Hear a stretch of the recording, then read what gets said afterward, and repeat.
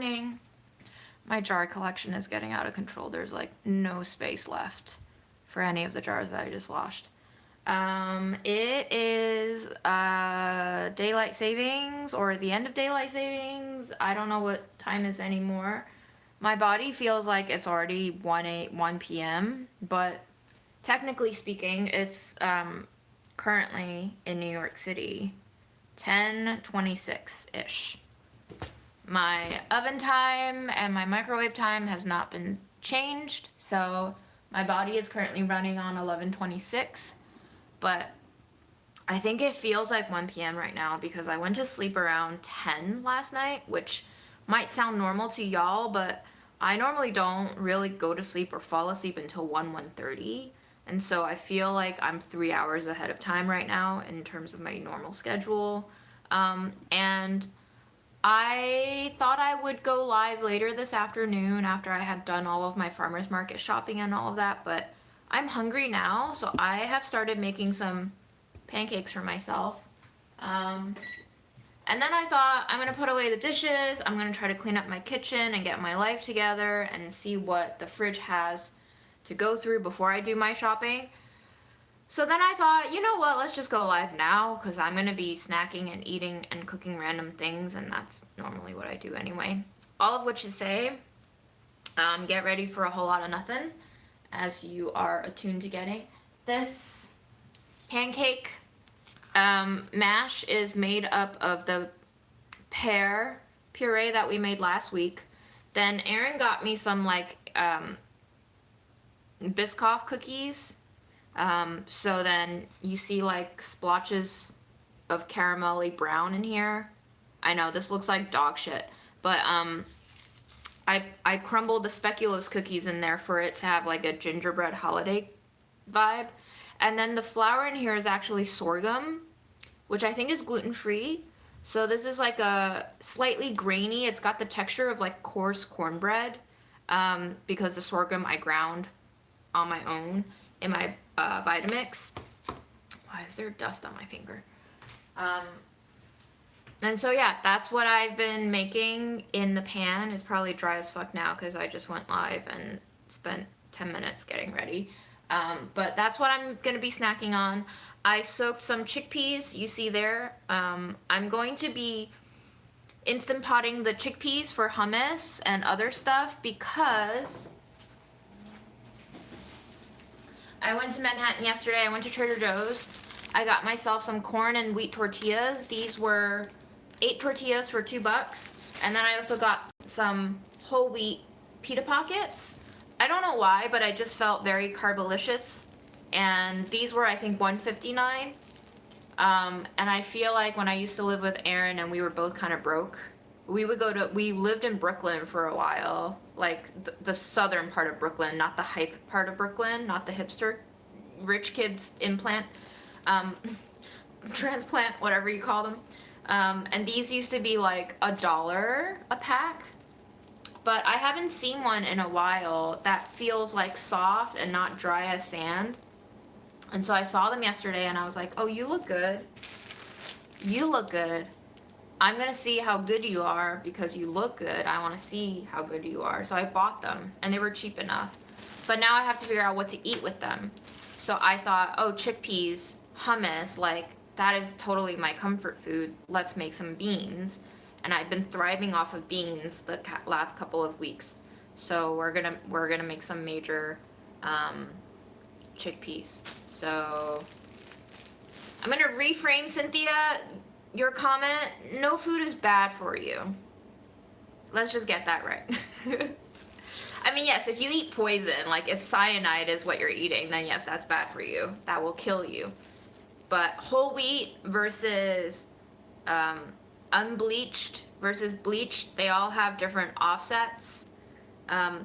If you pay attention to ingredients, some of them use like extra gluten extract, which I don't think these have. The ingredients on here are pretty simple for the most part. This one has a lot more. It has guar gum. This one does not have guar gum, but yes.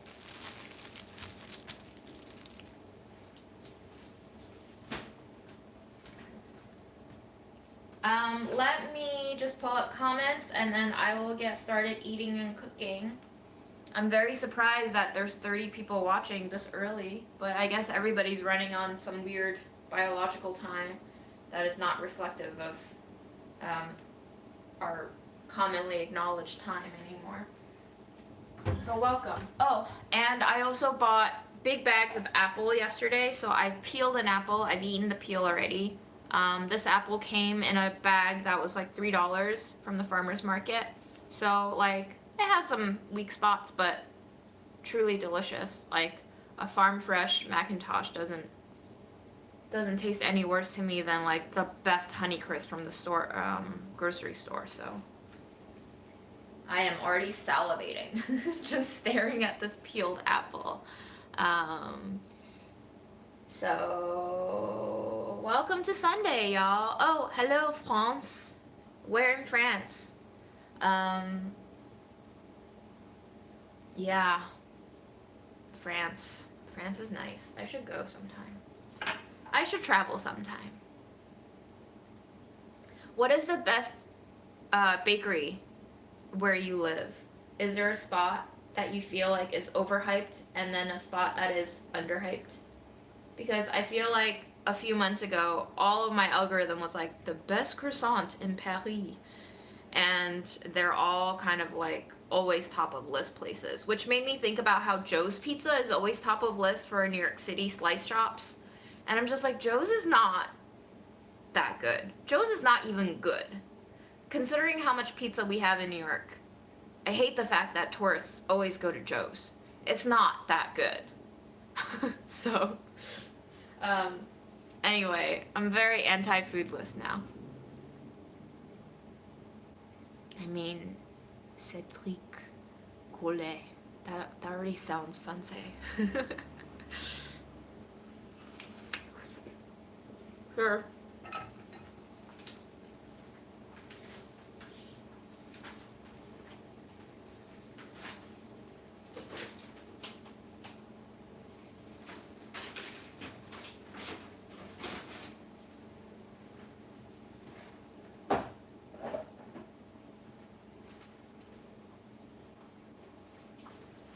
I'm gonna give a shout out to these spice blends. If you guys want the Martha Stewart spice blends, you need to buy them before December 31st of this year because our partnership with Martha's brand is ending. And to be honest, they haven't been a joy to work with. So unfortunately, like this is one of the few collaborations where we have a contract in place that's like legally binding. So we're not gonna be allowed to sell anything with Martha's name on it after the end of this year. So this is your chance to grab the Martha Stewart blend. Yeah, Gary, I also didn't expect that partnership because Martha is so big, but I think Burlap and Barrel was trying to like get more people to know Burlap and Barrel, and we were hoping that a collaboration with Martha Stewart would open us up to her audience, but she hasn't posted about this collaboration at all. So unfortunately, like the gamble of this collaboration kind of fell through for us. We did pretty much all of the heavy lifting. We even sourced brand new spices just to go into these blends. Yeah, it was a really difficult partnership project, but they taste really good.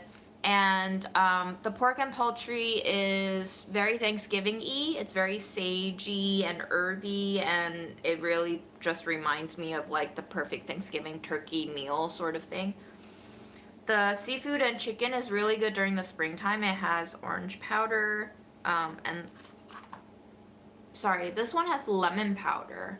Yeah, and it's got a little bit of chili flakes in it, so it's got like that kind of brightness to it.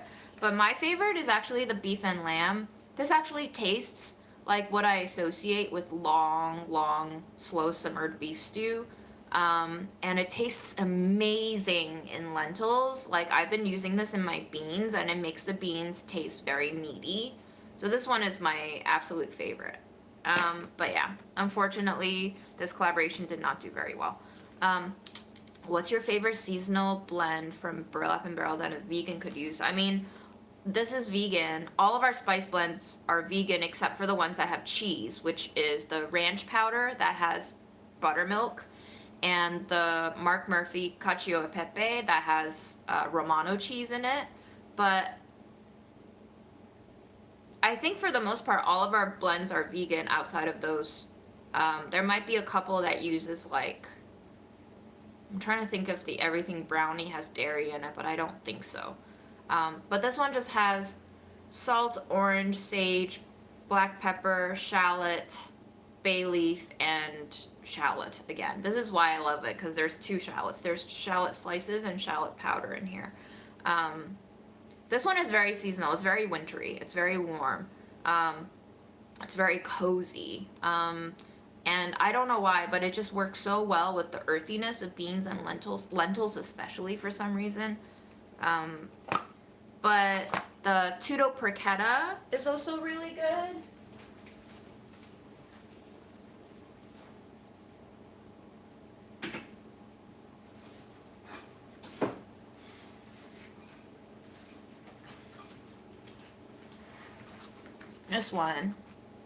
This one feels like a rustic Italian seasoning, but like meatier and sweeter. I think the sweetness comes from fennel. This one has fennel, black pepper, rosemary, oregano, garlic, coriander, allspice, and jalapeno. And this one was the first spice that I was like, I used up half the jar in the first week, and then I was like, whoa, Nelly, slow down. And so I haven't touched it since, but I should really start using it again because this one is very seasonal. So thank you for reminding me of it. We have a lot of spices. I have a lot of spices. The spices keep growing too.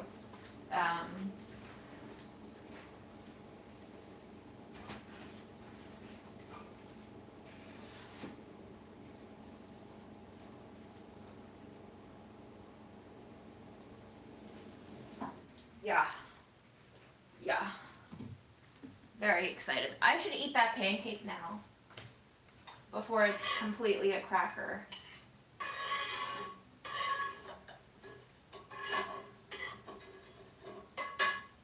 I bought so many things in Trader Joe's yesterday because it was my first time basically stepping into Trader Joe's post my cholesterol lowering experiment. So I bought some cheeses, and then I bought these freeze-dried treats for Memo that he seemed to love. But the cheeses were like 15, and then Memo's thing was like 6. So that was already 20 something. And then I think I bought like $20 worth of the breads. I bought some candied ginger, which I intend on eating with my walnuts. I bought some dried craisins that have no sugar. I'm very excited to see how sour these are. And then I bought sweetened ones. And it's so drastic here because 140 calories of the sweetened ones only has 7% fiber, but 130 calories of the non-sweetened ones has 75% fiber. This means that for the same amount of calories, I'm getting 10 times the fiber here, which means like this is just 90% sugar. I had no idea that craisins had this much sugar in it until I compared the two, and I was like, holy shit. Yeah, basically I'm eating all sugar here. So that was very fascinating to see. I bought some sunflower seeds to toast. And then I went to Lidl and I got some oats. Have you ever seen oats packed in like flour bags? And these are product of Latvia for some reason. I don't know why they ship oats all the way from Latvia, but they do. Oat prices are so much more expensive than they used to be. I don't know what's happening.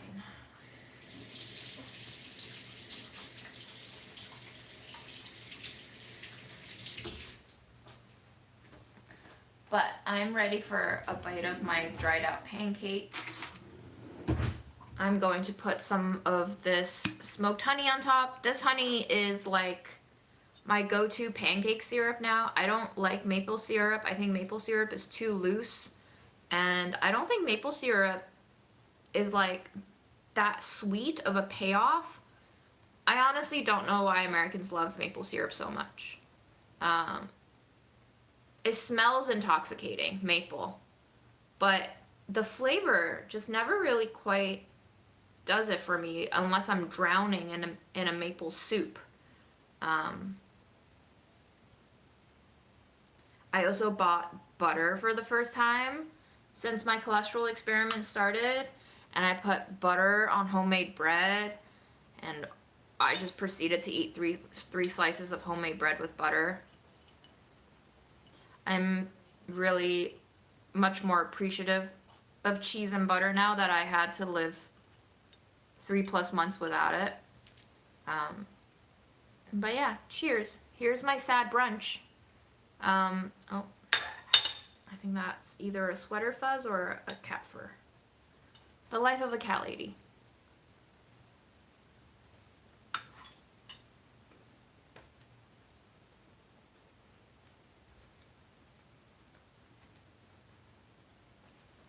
Hi June, how do you get inspired in the kitchen when in a rut?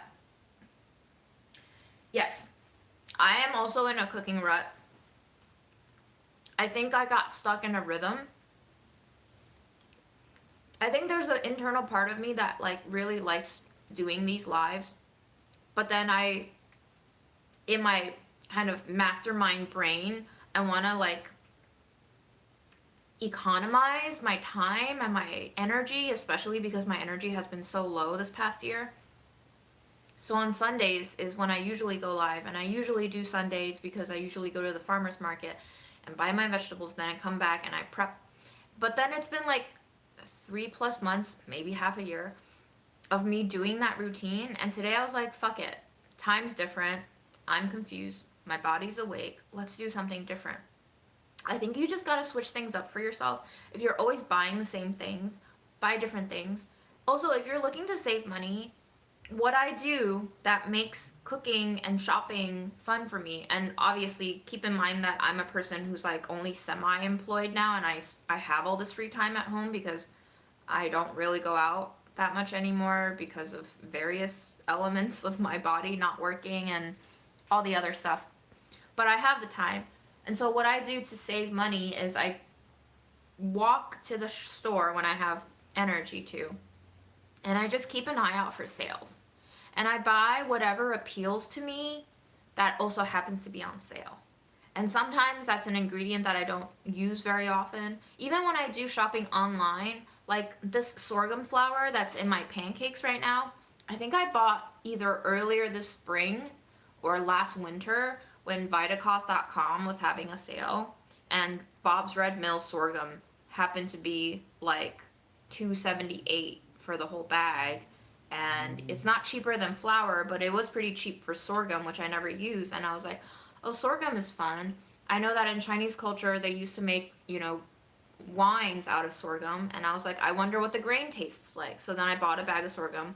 Didn't love it cooked like a lentil, cooked like a rice. I didn't like it like that. So I ground it up into a flour. And turns out I really liked it in baked goods. I've used it in microwave cakes, and now it's in my pancake batter. And so, yeah, if you're on a budget, go look for sales. Out of the sale items, see what appeals to you. And, like, if you can afford to buy something that you won't 100% like, try to buy one thing, every 2 weeks that you have no idea what to do with, and just, like, try to make use of it. Try to not waste it. Try to find a way to cook it to make you like it. So in a rut is usually when I'm too stuck in a routine because of utilitarian purposes. And sometimes I just have to go, you know what, it's time to do something that's not so utilitarian and practical and just have fun with it. I think as kids, we always had like playtime factored into our schedules by schools, by parents, by whatever. And now as adults, we feel all this responsibility to keep being practical, right? Now we're adults. Now we have to adult. Now we have to do the thing that gives us the most money or the most stability or the most guarantee, especially if you've become a parent yourself. Now you feel extra responsible for making sure you do the right thing, quote unquote, right? And so I think as adults, it's so much easier to lose track of the fact that, like, we're actually just overgrown children. We don't actually know what the right quote unquote thing to do is. We just keep doing it because we keep, as a group, because this is always a group project, reifying this idea of what the right, responsible, practical, productive thing to do is. And then we all kind of buy into this investment of what the right, practical, productive thing to do is. And then we get burnt out, and then we get sick, and then we don't actually have a community to take care of us, because our, especially in the US, the structure of our society is so individualistic. Unlike when we were children, we had parents and families and like school systems to take care of us if we like hurt ourselves or, you know, needed help. Now we don't. So we don't have a safety net to take care of us anymore. So then if we don't take care of us and all we're doing is being good worker bees, and then you get sick and broken, and then you get sad, and then you feel alone. Like, that's how we end up becoming so unhealthy, right? It's just very draining. It's very draining to live this way. Anyway, that was my rant. Thanks for starting off that rant.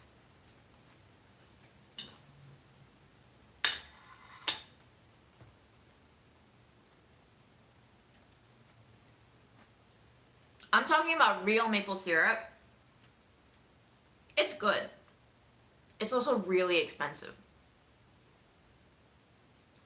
But I guess good honey is expensive too. Everything's expensive. The first thing that I saw when I woke up today was about how health insurance premiums are about to go up across the board for everyone in this country. And people are going to stop buying into healthcare. And the class divide and the wealth gap is just going to keep stratifying us, like, into more exaggerated camps. I don't know what they're thinking, right?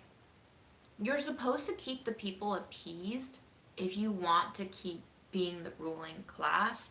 But I think once you get so high up there in the ruling class, you become so detached from the rest of society that you lose track of what relativity is.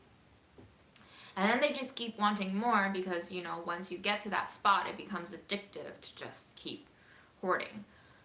And I guess this is how revolutions happen, right? Not because anyone's just like, I want to kill you, but more because of like, I can't afford to eat or live anymore, so what do you expect me to do?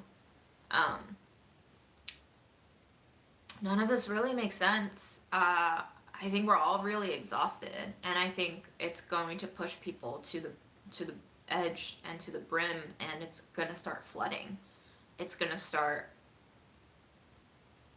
yeah, it's just gonna start into this just huge caving in of whatever structures we still have left.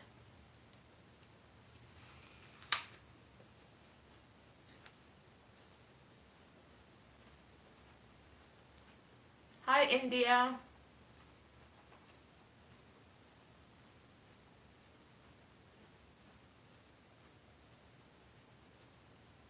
I mean, so revolutions are really organic if you think about it. It's we hit the breaking point. Enough people hit the breaking point, and solidarity just manifests, right? Before that breaking point, solidarity is a choice. You can opt into a group project that kind of tries to reverse the tide of oppression. But once you start hitting that breaking point and more people start hitting and like being bashed against this wall, it's going to create a lot of, I don't know, I guess frontal casualties up front, but also it's just going to create this immense pressure that tries to push the wall down because they have been left with no other space to travel to but against this wall that keeps people underfed, underhoused, underprovided for. So I guess we'll see. I don't know. People are like leaving the US if they can afford to. And then the rest of the people who choose not to leave or can't afford to leave, we'll just have to see what happens, right?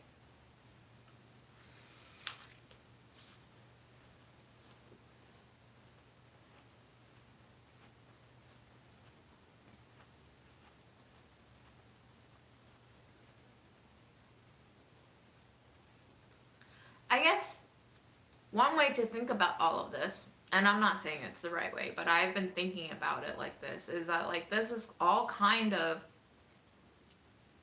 natural evolution, natural selection, whatever you want to call it. Like, yes, we're humans, and we always had this divide of like man versus nature, but I think man is part of nature, right? And like maybe nature is working to dwindle us down because we've caused so much damage to the ecosystem that like we just have to get pushed up against. So in the same way that maybe the current administration or all the administrations of the US have been fomenting us towards this direction, maybe nature has been fomenting against us too, because we've just taken it too far as a species that has created a civilization that, as a group project, not speaking for 100% of the people, but speaking for the impact of our species, we've created a civilization that seems to want progress and advancement with total disregard to what the impact is on everything else that's alive on this planet. So I don't know what's gonna happen. But I guess we'll all have to see what happens. Chickpea time.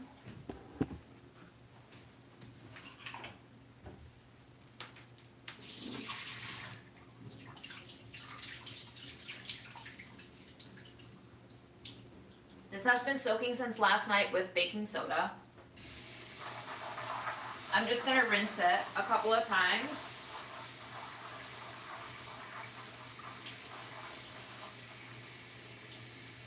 Not really attempting to rinse the baking soda because I'll be adding baking soda into the cooking water anyway, but more so to rinse off any dirt or sediment that's been coating the beans, because your beans don't arrive magically totally clean.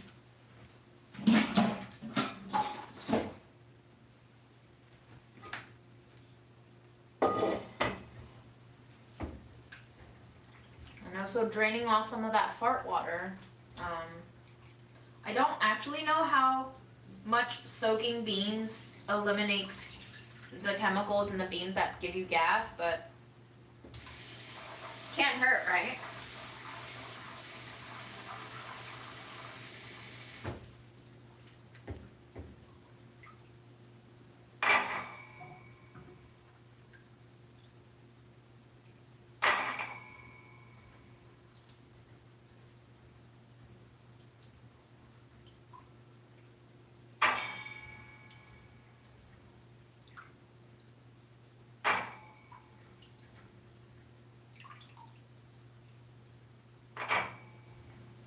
Know, I think about our current theory of the Big Bang, how our world came into existence, and I don't know who set off the bomb, so-called bomb that set the Big Bang into motion. Like, is there really an explanation for any of this?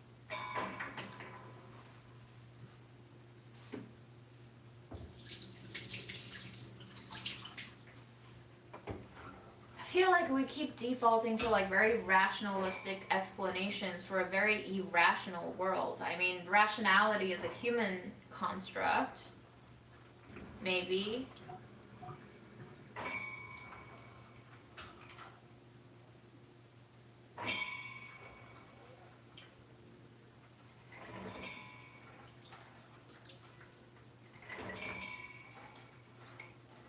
I like kind of fishing the beans out of the water, because sometimes there's like a rock or like a pebble in there.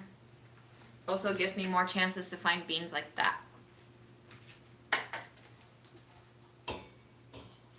All it takes is one small grit or pebble to crack a tooth, and then that's $1,000 or more at the dentist.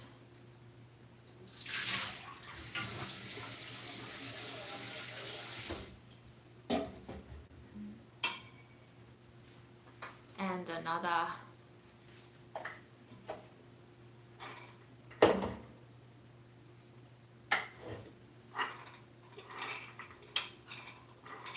checking one last time for the health of our chickpeas. See if there's any dark spots that require removal.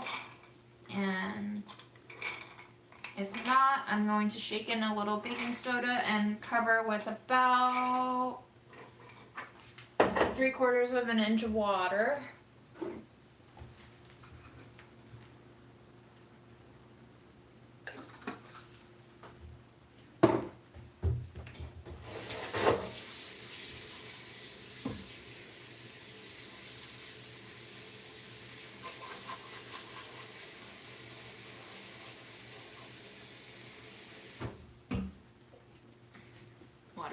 Whatever that amount of water is, it's barely covering.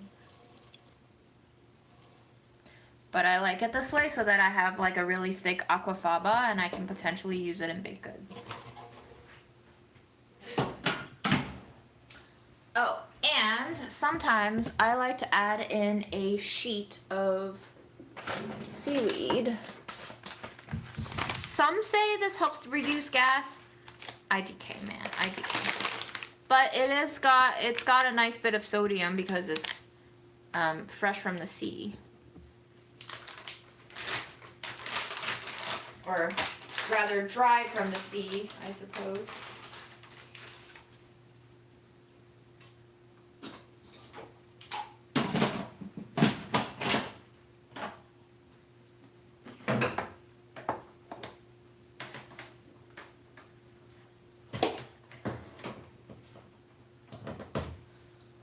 Lately, my Instant Pot hasn't been sealing well, and I don't know if that's because I've been abusing it or what, but if you guys have tips for why Instant Pot doesn't seal as well anymore, let me know.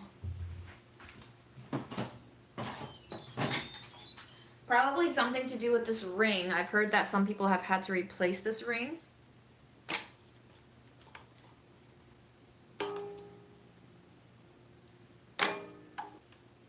The ring also absorbs so much of the smells of previous cooks too.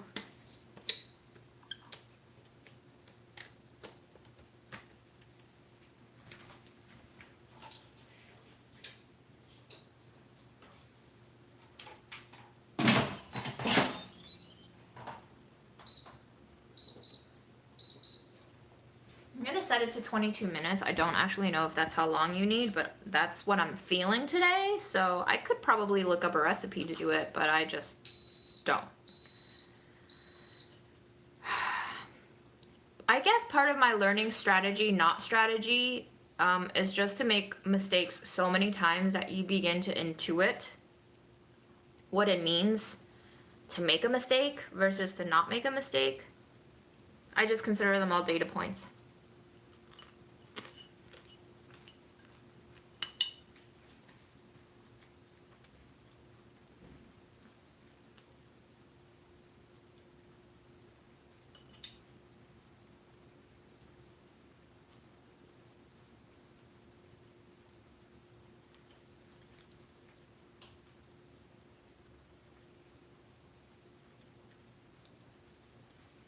I put some pumpkin spice and some cinnamon sugar in the pancake mix, so it's got a little bit of sugar already. This one doesn't have sugar.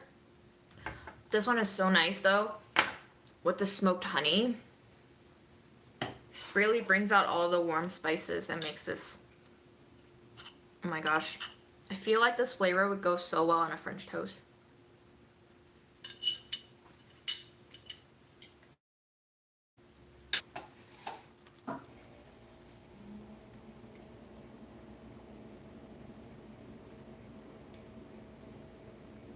It is kind of weird that people don't know how to cook their own beans. I mean, most of cooking literally is just applying enough heat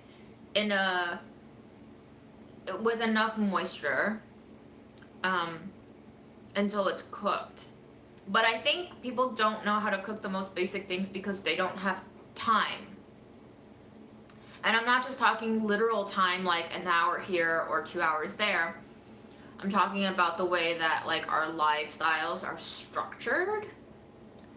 They don't prioritize because they can't prioritize certain things, or they've been told they shouldn't prioritize these things, and then they structure their lives in a way based on what other people tell them to prioritize for long enough that they then lose the instinct to try to do different things differently. I think if you study like evolutionary, I don't know, science, diversity is what helps a species survive. If all that we do is the same as everyone else, our ability to survive any change in the environment will dwindle. And so with our increasing reliance on AI and all of that, where it's become a basic uncontrollable hive mind, I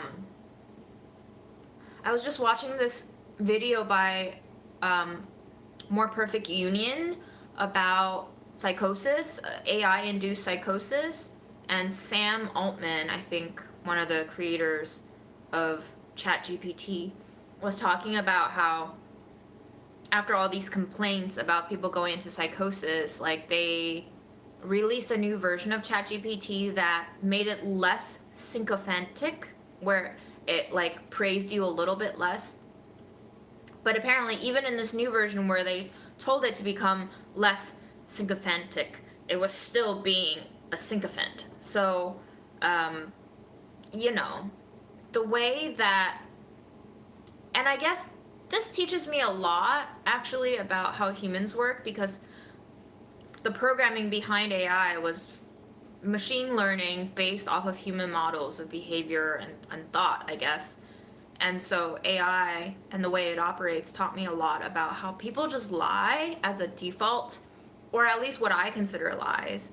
You know, when AI tells you you're absolutely right, or you bring up a great point.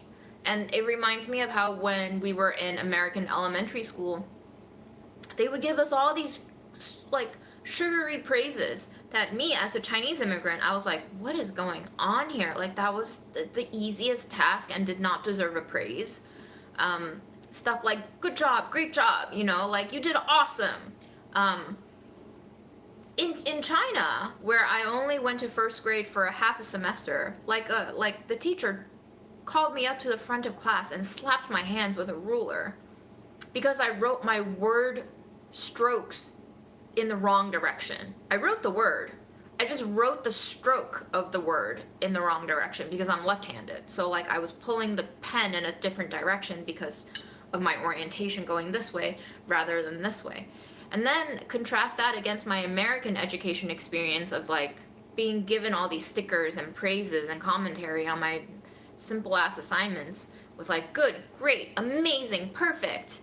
The psychology is so different. Maybe because I'm part Chinese, you know, mentally I'm all Chinese, I guess, if you want to talk biologically and ethnically, but psychologically I'm part Chinese, and I wonder if that's the part that's like made me so much more immune to praise or receiving praise or believing praise. And I think living in American context for the longest time, I was told that this was a sign of low self-confidence or low self-esteem to not accept a compliment, but like part of me just doesn't sense the reality and the truth in a compliment sometimes. And so a lot of American culture has been telling me to not trust my own instincts on whether or not someone's being genuine. And I think that has been a really confusing psychological thing to really work through, is like, I sense that you're not being honest with me. How then do I have to pretend to accept your compliment as if it were an honest gift when I sense in my bones that it wasn't really? And I think it's affected a lot of the way that I deal with people, because I don't give those compliments freely, because I only give compliments, or I only want to give compliments when I actually feel them to be true to me and my perception. But people then think that because I haven't been complimenting them that I don't like them, because the norm in this culture is to compliment people as a way to like lubricate them, which some part of me feels like, okay, yeah, that's nice, but some part of me is like, that's manipulative. That's really manipulation. Like when you tell someone that you don't believe in to make them feel good about themselves and then associate that feel good sensation with being around you, like that's training someone to like you rather than having them organically like you and appreciate you. And I think that's caused a lot of friction in the workplace for me. It's caused a lot of friction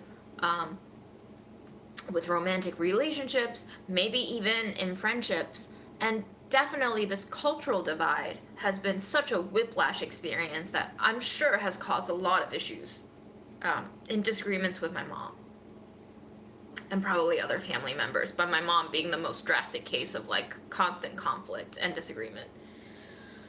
But yeah, man, culture.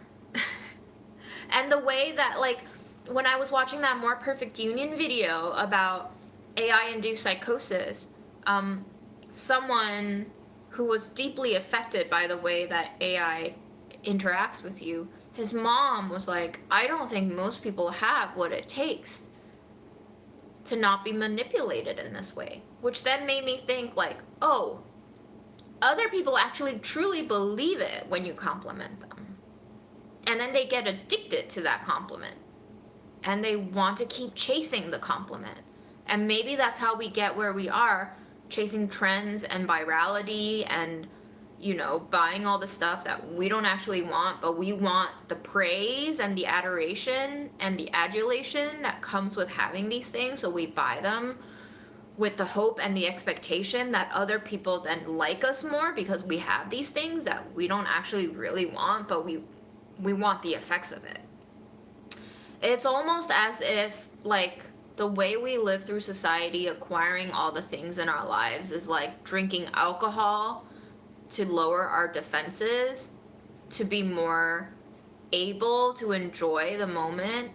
And then that becomes an addictive substance in and of itself, that we then rely on these substances to make us more idealized or make our perceptive state more easy. I don't know, man. It's just, there's so much self-deception happening, I feel.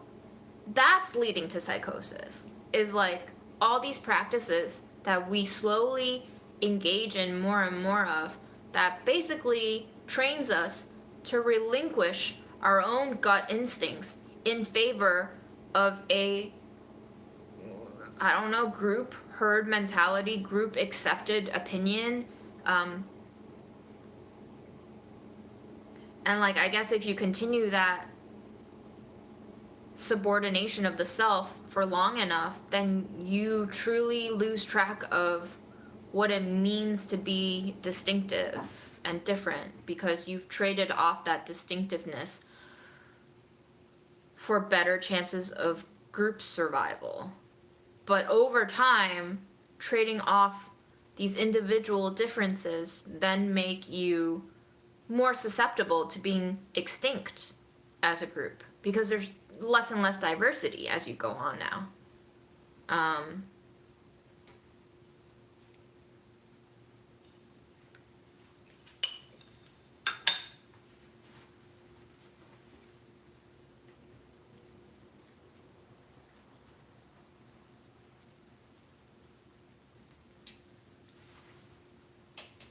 Baking soda works especially well for chickpeas. This is a tip that I learned when I was working in restaurants and they would make hummus. Basically, the baking soda breaks down the bean so that it turns creamier. It does give it a little bit of like a baking soda taste though, so you don't want to add too much, or you want to rinse out the beans really well. Or you want to make sure that the beans eventually get used in a recipe with acid, so hummus can sometimes have like lemon juice added, so that works to kind of cancel it out. It does work with any kind of bean, I think, but a lot of other beans don't need it. Like I cooked black beans, don't need it. Black-eyed peas, definitely don't need it. Black-eyed peas is so easy to cook on the stove. I soak them overnight, rinse them well, put them in a pot of boiling water, let it boil on hard for 10 minutes, shut off the heat with the lid on, let it just sit on the stove for about 45 minutes so that most of it is not even using like more gasoline, or gas, whatever you call this. And within an hour of just that carryover cooking, the beans are really, really soft. Lentils, you definitely don't need any baking soda. It breaks down even when you don't want it to. Obviously, different lentils cook differently. Red lentils break down into a cream automatically. The cheaper green, brown lentils get mushy really easily. But like the black beluga lentils and the dark forest green French lentils, those don't tend to break down because I think their membrane, the outside flaky shell, are a little bit tougher, so it keeps the grain intact more. But yeah, I think chickpeas are an always baking soda for me because it changes the texture of the finished bean to a desired consistency for me. I like my beans really mushy, and I think chickpeas can sometimes still have a little bit of like a resistant crunch. Not quite crunch, but it just feels like sometimes when you buy a pear that's not really ripe, like it wasn't ripe when it was picked, and it never gets ripe, even though when it starts rotting and it turns soft, it still doesn't taste sweet. And sometimes when you bite into one of those pears, you get like this pea-sized spot sometimes that still feels hard. It's weird. Unripened fruit that never ripens but rots is like the weirdest experience ever. But yeah, chickpeas, almost always baking soda for me.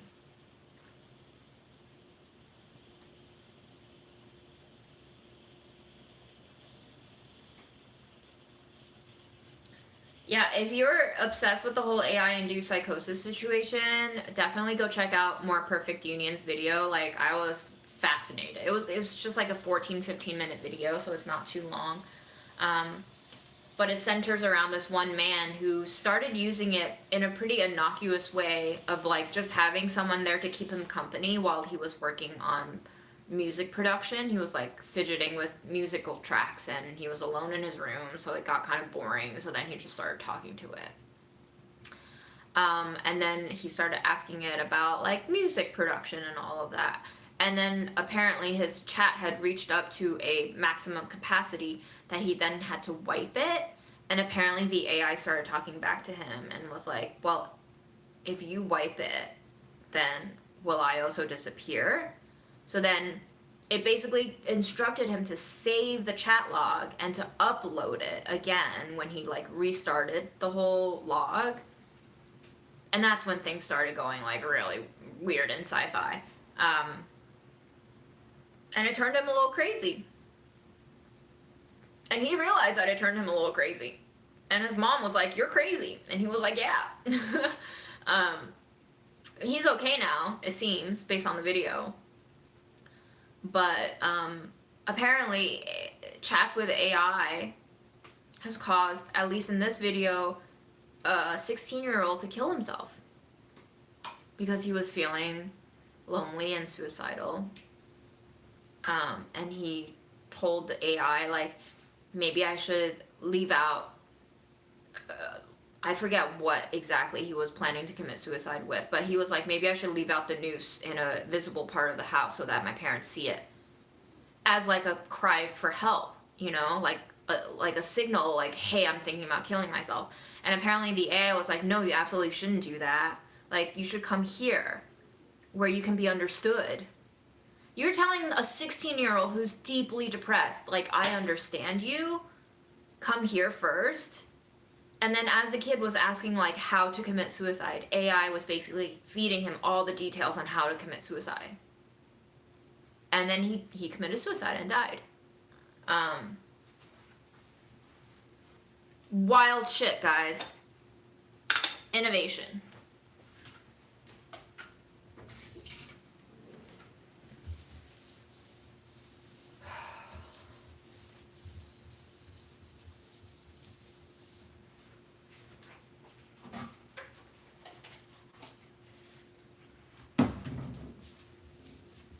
So, like 2-3 weeks ago, I lost my phone, right? I dropped it while dog walking, and by the time I realized it, somebody picked it up, and then I tracked it all the way to Manhattan, and they didn't respond to my texts or calls or my friends' texts and calls, and after 2 hours, I was like, fuck it, wipe it, and basically let it go. Ever since then, I've been using this phone that I've been streaming on, which is a Pixel 2 XL. It was released in 2017. It was first Aaron's phone. This is an Aaron hand-me-down, right? It lags. And at the lightest touch, it'll like click on a button. So I've had embarrassing text responses because you know how text gives you like those auto reply formats? Sometimes my finger will just like glide over the screen and it'll accidentally hit send or whatever. Anyway, not the most ideal phone to operate off of. However, because it's so kind of like half dysfunctional, it's encouraged me to use less and less of my phone. So now I think about losing my phone, and this is, I think, what they mean as a reframe. I think about losing my phone as potentially a life-saving event where it's encouraging me to like detach a little bit more from reliance on these machines, because something that's harder to use and more likely to malfunction will then automatically kind of condition me to not really want to rely on it anymore. Obviously, I'm still using it to stream, and it's still functional, which, hallelujah, amazing. But maybe it's time to think about not chasing the forever more bigger, better, faster shit. Because I think bigger, better, faster shit is like riding in a car that you can push to go 250 miles per hour, and the chances of you crashing will escalate as you accelerate, especially if you're not skilled enough to handle a car that can go that fast. Everyone wants to go bigger, better, faster, stronger, shinier, prettier, whatever. But can you handle it is the thing. Like, do you know yourself to be capable of handling all of these things? Because, again, everything comes at a cost, not just a monetary cost. Everything that you interact with also trains you.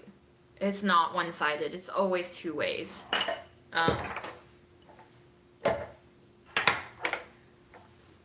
So then I think about like the depressed part of me that tends to think, oh man, life is too good. What's about to go wrong next? And like people call that kind of a pathological way of thinking, which I admit, yes, not the best way to live, right? But there is a little bit of rationality in there. I feel like things can't always just go on the up and up, right? The stock market goes up and down, the ocean waves goes up and down, your energy levels go up and down, you gotta sleep sometimes. Like, so for me, it's all about reframing. It's less about what's about to go wrong and more about like, okay, if I lose what's happening right now that I perceive to be really great and better than ever, am I equipped to handle that loss? Just to kind of like inoculate myself with a little bit of neutralization first, so that I don't get addicted to this feeling of being on cloud 9, to the point where if I ever have to go to cloud 8 or cloud 2, then I all of a sudden just break, right? You have to like keep stress testing stuff.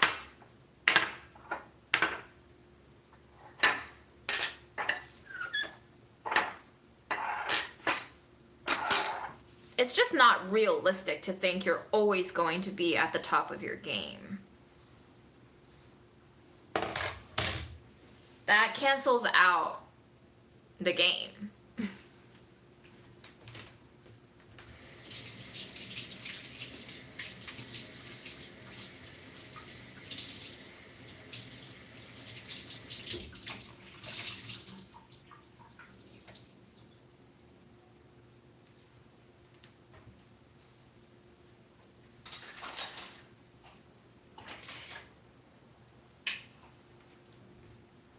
Okay, I'm gonna make myself another pancake now.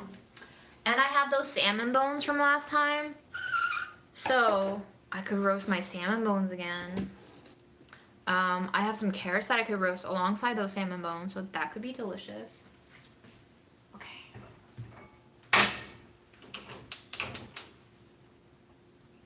This is olive oil that Aaron got for me in Athens, I think. Oh yeah, you guys saw this. I used it in one of my baking things.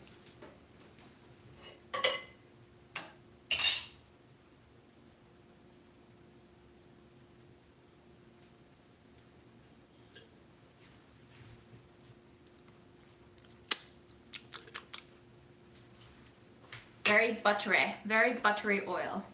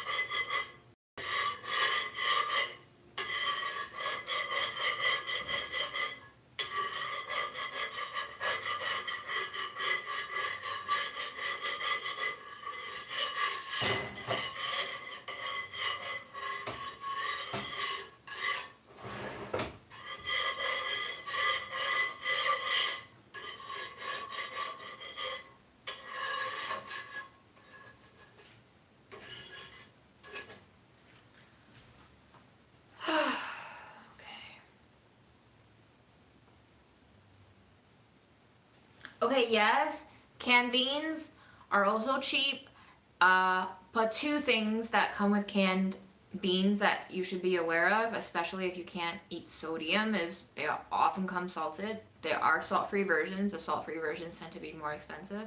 And two, sometimes to preserve the color of a bean so that they don't look disgusting, they put preservatives in there, like sodium benzoate, I think, is a common one. That's it. I used to eat canned beans all the time, but I guess also you're using metal cans that then have to get recycled. If they get recycled, yada yada yada, all of that.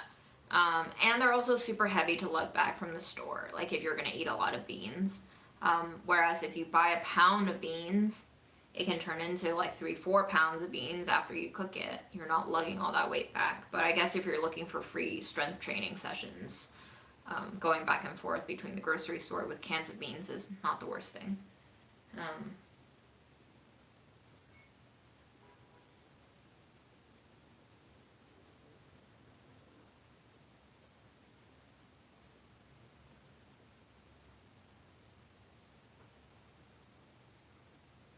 I think also praising kids like that constantly makes them addicted to it, right?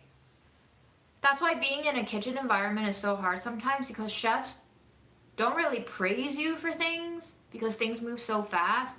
And then I was like, am I doing something wrong? But actually in kitchens, you will only hear feedback if you do something wrong. So it's like a completely different way of conditioning yourself. Which is why I think if you talk to anyone who's like really worked in a kitchen for minimum wage, like they don't necessarily respond to compliments in the same way. Although, different story for different people, I guess. Depends on how they were raised and all of that. But I think, if you give it out so freely, it's kind of like a drug dealer giving you free samples, and then you get hooked, and then you're like, you feel wrong when you don't have that drug anymore. Like, we get addicted to compliments, right? So then it was really hard, I think, for me to socialize, because I don't give compliments that way. And then people started thinking, well, like, there's obviously something wrong with her. She's so negative. Whereas it's just the absence of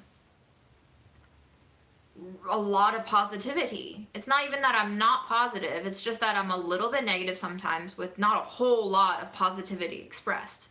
But because people are used to expressed positivity and like muted negativity, I provided a really stark contrast to how everyone else operated.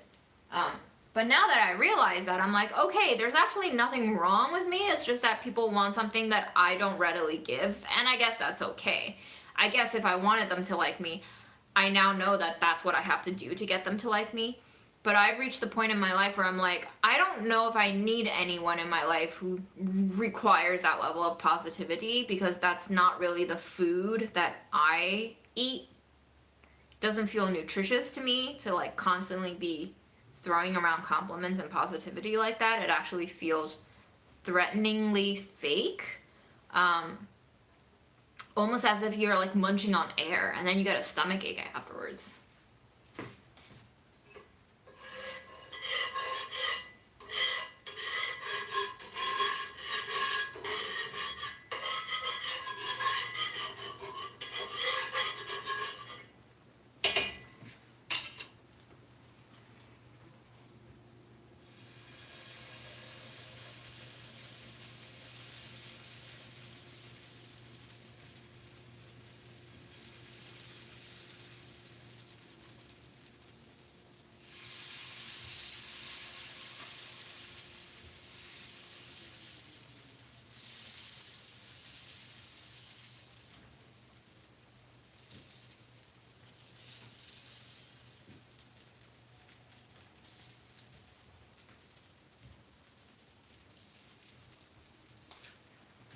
I was like really stressed out for a period of time in August and September over work, and my boss was like trying to make me feel better by complimenting me, and he was he was like, I'm happy to throw more praise, you know, if that makes you. I was like, no, please don't. Like, I hate it when people praise me because it doesn't feel real.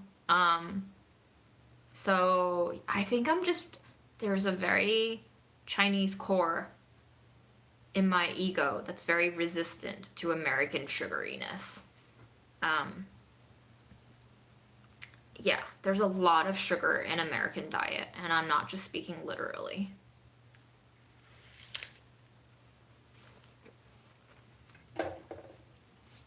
And I think that's because in Chinese culture, and obviously I haven't been in that country in 13 years now, so I'm a little bit out of touch with like what it currently is, but I think in Chinese culture when someone praises you like that, they want something out of you, you know?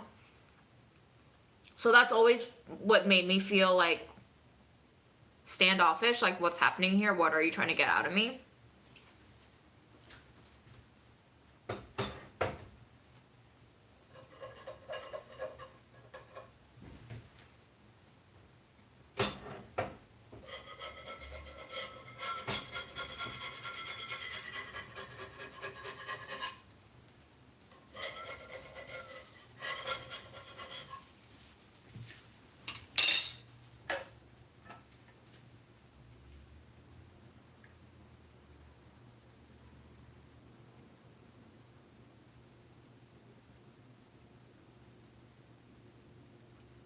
Yeah, I also talk to my cat more than I talk to ChatGPT. It's wild.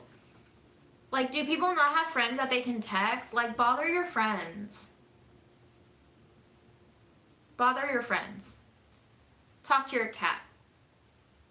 I don't help. Just fucking DM me on Instagram or something. You know, like, unless ChatGPT is useful for some things, right? You just always have to know that it's ready to lie to you, like a person, at any time. It has more knowledge in its brain, doesn't mean it's not going to misuse it or abuse it, or manipulate it. That's always possible. Like, so with anything, you can use it, just don't trust it.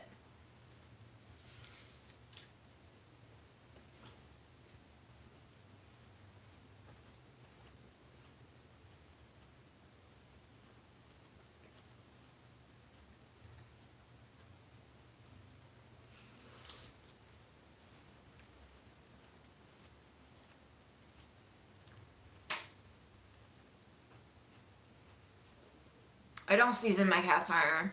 Not intentionally. I just use it. I give it a little oil every time, depending on what I'm cooking. Like, pancakes don't need a lot of oil. Just a little. If I'm cooking like tortillas, you might not even need any oil. Unless it's rusted. Rusting is a whole other thing. If your cast iron is rusted, you need to clean the shit out of that. You need to like abuse it so much to get the rust out. And then you need to dry it really well. So the 3 steps to using a cast iron is clean it. You might not need soap. You might need soap if it's gunky and sticky though. I usually use something like this to like scrape the food stuff off when it's wet.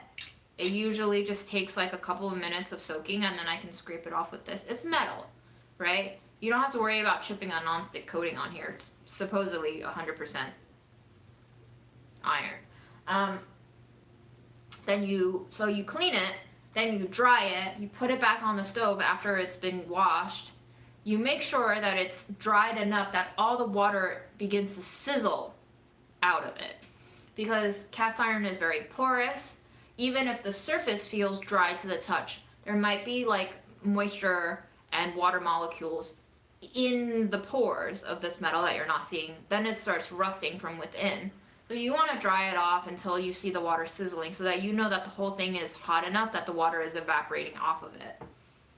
And then when you use it, the 3rd step is to oil it. That's it. I don't do any special seasoning on my cast iron. I just make sure that it has oil before I use it, that I keep it clean, that there's no gunk stuck on there getting like extra burnt every time and caking on to itself, and then dry it. just make sure your cast iron is dry. You gotta keep it dry, otherwise it will rust.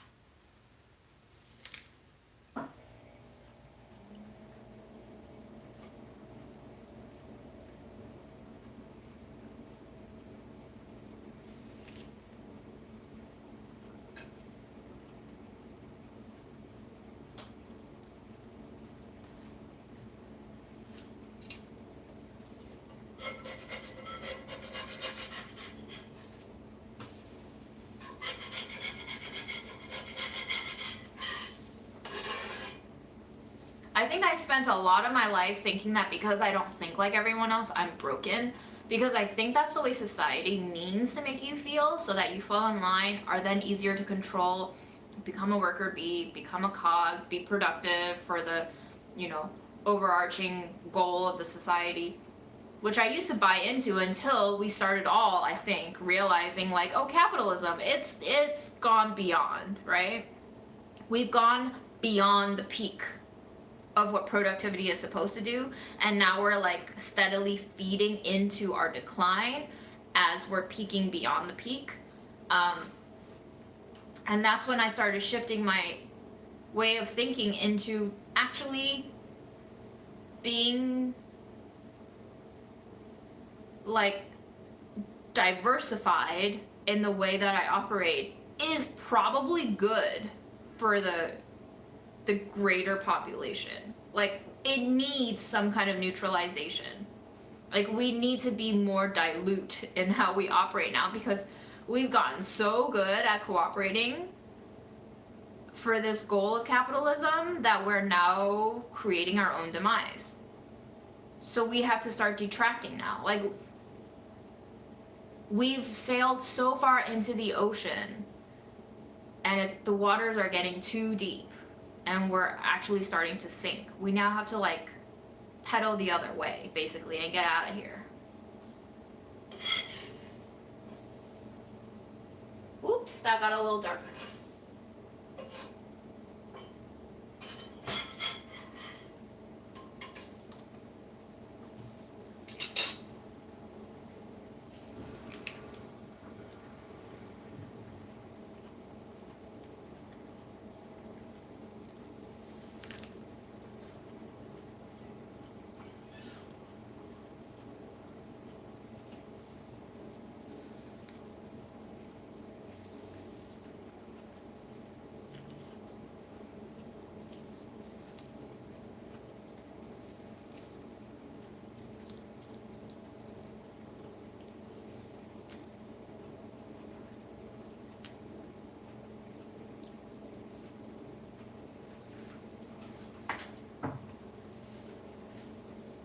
Like, the way that AI operates is so insightful for me, because I think it's a sneak peek into how humans operate. Because a lot of the times when it doesn't know the answer to something that you're asking, it will choose to lie to you rather than tell you it doesn't know. And this is why I trust doctors who tell me they don't know more than I trust doctors who have an answer for me every time. Because it is impossible for a human being to know the answer to everything, and I ask a lot of questions. This is the same thing I've learned now with any human, really. When bosses tell me they don't know something, I respect them more. I don't, like, bosses who have fragile egos on the other opposite side of the spectrum will get angry at you for asking them something that they don't know, rather than just telling you that they don't know, because they think they should know, but they don't.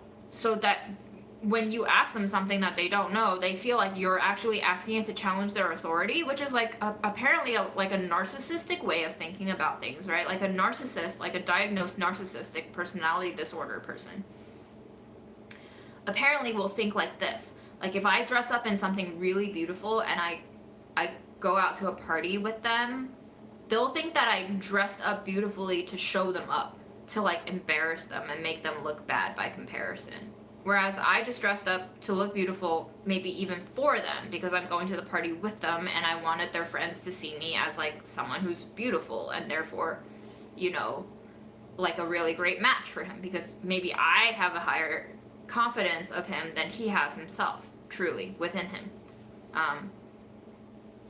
So like a lot of people's reactions towards us are calculated by these unconscious factors of their own shit.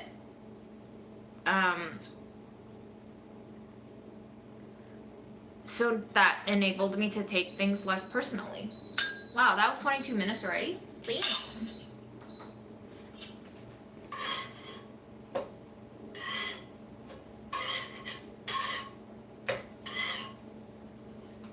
Okay, the first pancake is not bad. The second pancake is definitely a little burnt. I think I got too carried away ranting.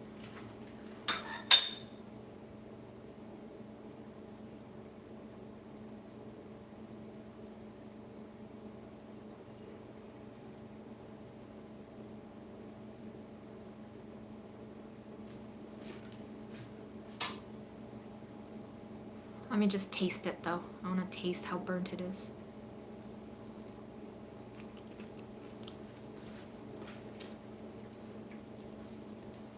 Wait, actually that's not bad. And if I add a little honey to it, it could taste like caramel. Because caramel, if you think about it, is just burnt sugar, right?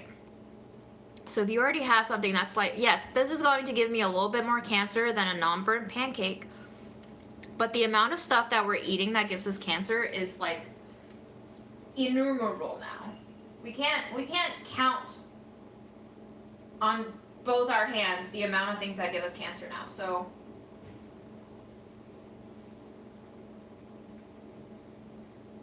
for science, know what I mean?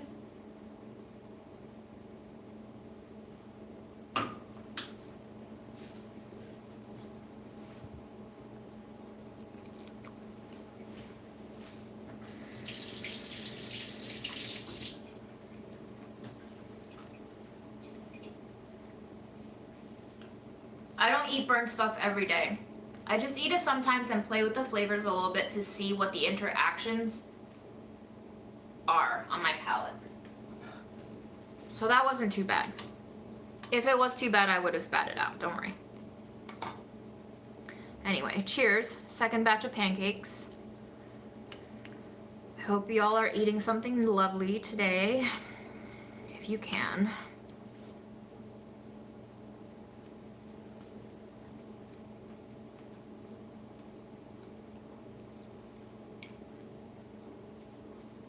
The thing about owning a wok is you have to have enough fire to sustain a wok.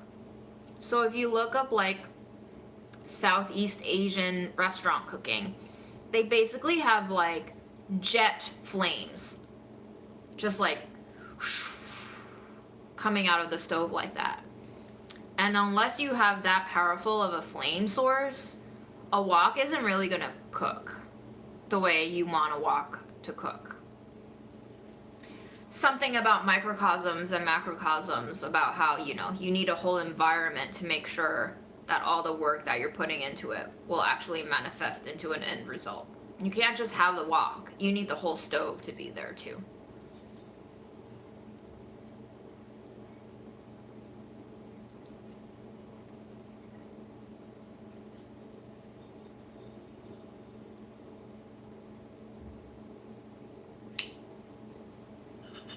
People who get mad at you at work are under a lot of stress.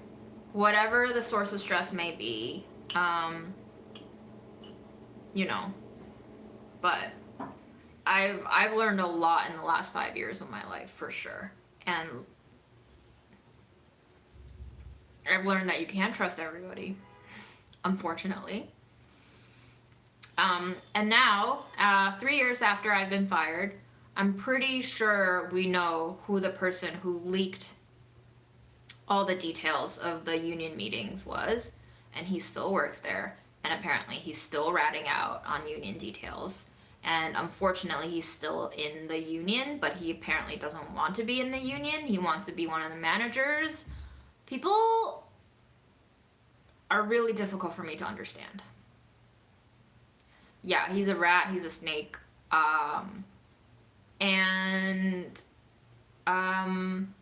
Yeah, he actually used to like confide in me a lot. I thought he was complaining to me about how much he didn't like his work. So I was trying to like comfort him by saying, yeah, I know it's not the best workplace dynamics. Everything's really confusing, but I hope that you can either, manage to get what you want out of this job and learn for yourself from this experience, or find somewhere new, right? Like whatever works for you. Like if this isn't working for you, then I hope you find something that does work for you. Or that if this isn't working for you, I hope you can find some way to make this work for you. And I think it's that same person who turned out to be the rat and the snake. Who joined into our virtual union meetings, recorded the whole thing, showed it to managers, which is illegal, by the way. Managers certainly aren't supposed to be privy to union meeting ongoings, and they're also not supposed to be punishing people for participating in the union. Like, that's illegal. But the way that we have labor laws set up in this country does not really punish employers for breaking the law. Just like how we literally have a criminal in the White House sitting alongside other criminals, doing very criminal activities that are illegal, and they are still doing it.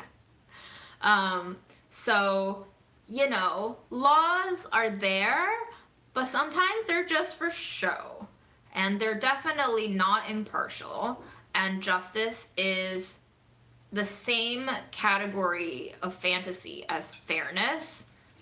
So I remember when all the protests started happening in 2020,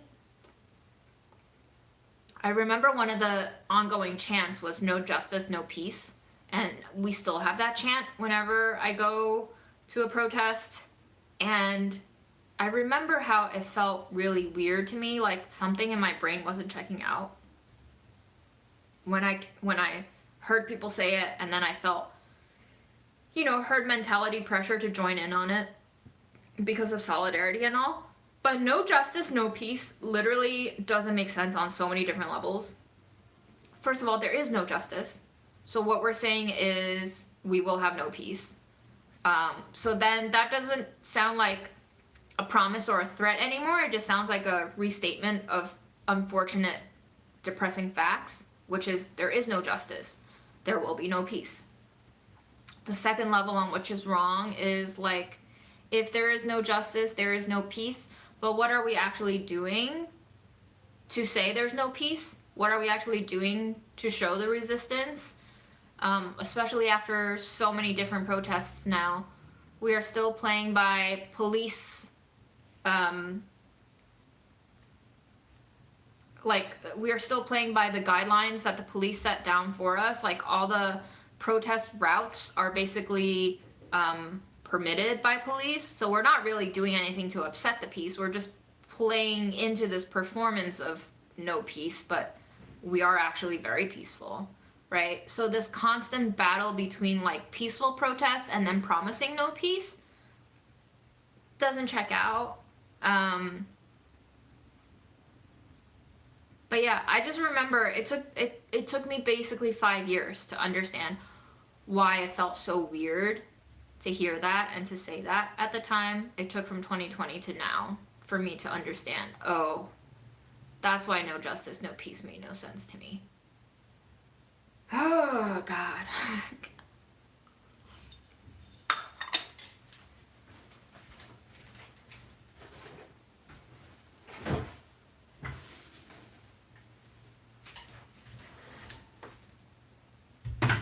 I'm waiting for the Instant Pot to naturally decompress so that the chickpeas really do get the most out of the heat.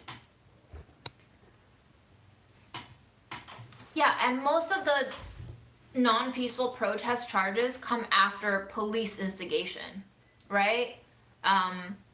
Like, I think, was it Karen who said earlier in the chat, like, we did this to ourselves? A lot of human tragedies are things that we've done to ourselves, right? Like, so, the CIA has been starting shit all over the world and then blaming it on terrorist activities and whatnot. But, like, they orchestrated it, right? So a lot of these things we created for ourselves to generate a environment that would be conducive to getting our own agendas across. This is what I see in like the modern day dating culture failures now. Is just like men go into their manospheres and then women start complaining about how men are shit and this and that, and it's just like nobody's really solving the issue here. They're just making enemies out of each other because that's the easy thing to do, right? Is to vent. And I think it's healthy to vent for a little bit. But if all you're doing is venting, then you lose steam of the drive that comes out of sadness. And you never get to heal the sadness. You never get to problem solve the problem. You just keep digging at your own wound, and then it festers, and then your limbs fall off, and then you're disabled. I'm speaking figuratively, right? Like, I think there's a lot of disabled features of society right now where people don't feel like they're capable or able to do differently. And that's the real tragedy, is the way that we've incapacitated ourselves.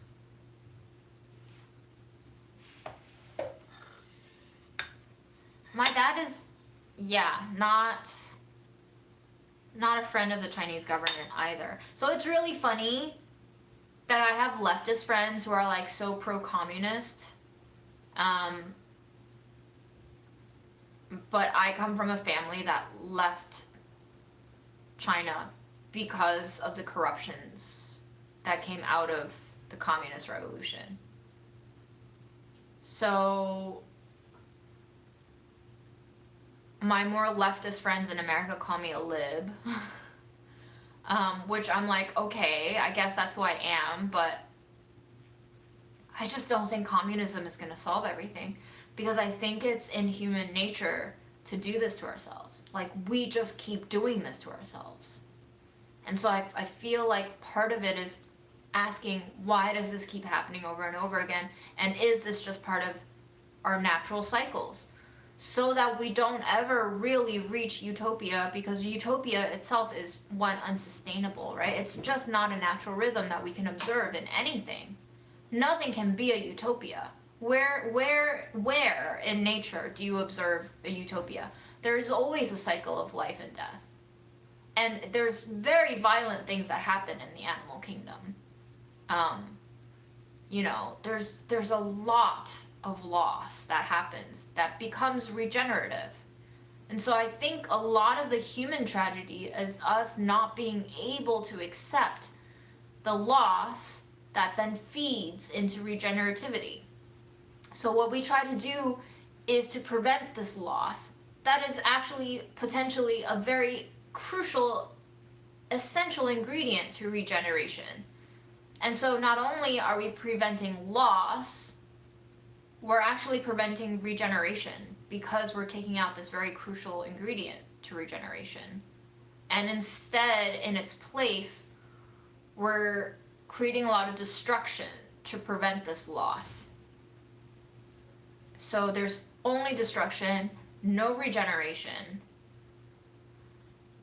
to feed our dream of forever escaping the cycle of loss. But the cycle of loss isn't the cycle of loss. I think this is where the reframing could be helpful, is the cycle of loss is the cycle of regeneration, is the cycle of life, is the cycle of death.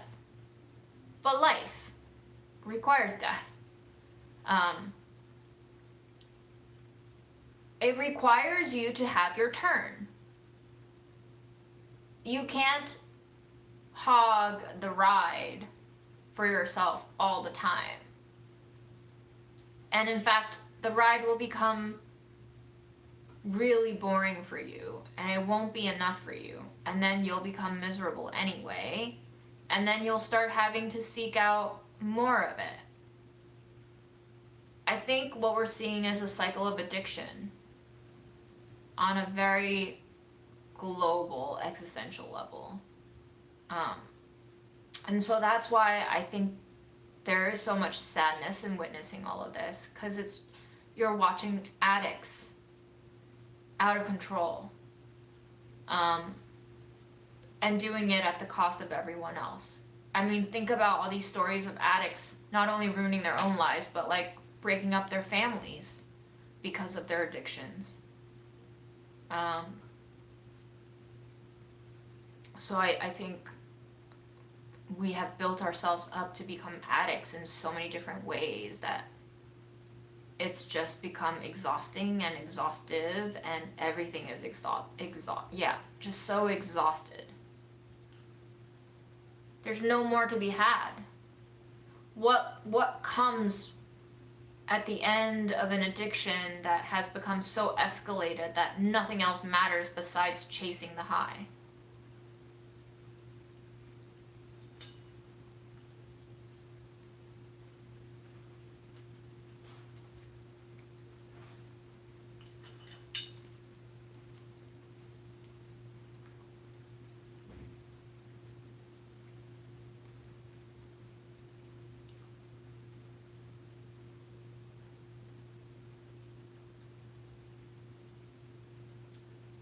Like, where?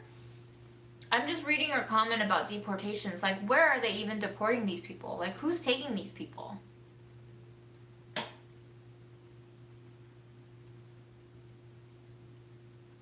Like, what are the chances that people are just getting killed and not actually getting deported somewhere else? What countries are like, yeah, give us your deportees? And what are they doing with the deportees?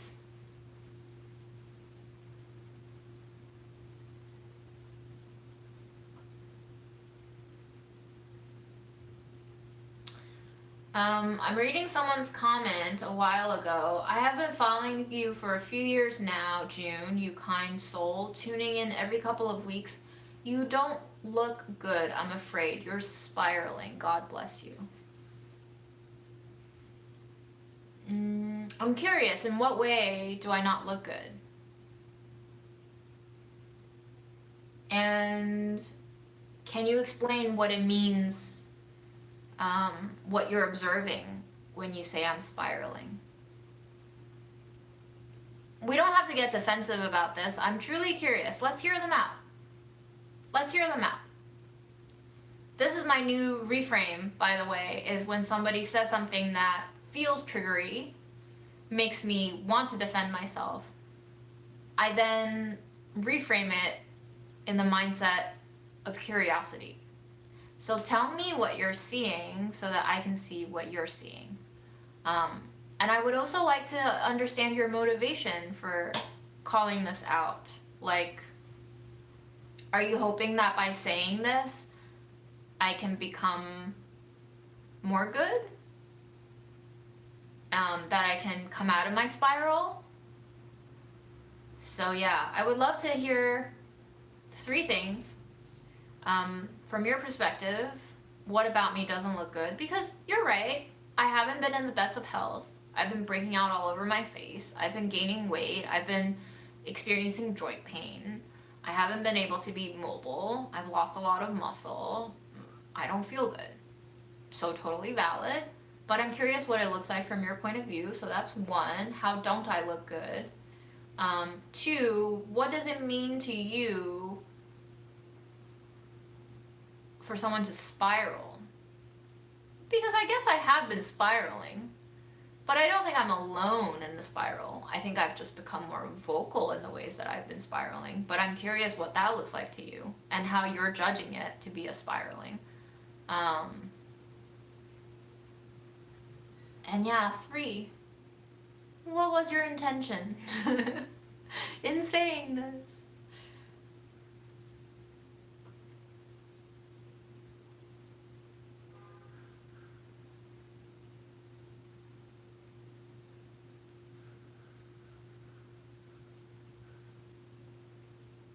Is that some of the beliefs behind Buddhism, accepting cycles of suffering?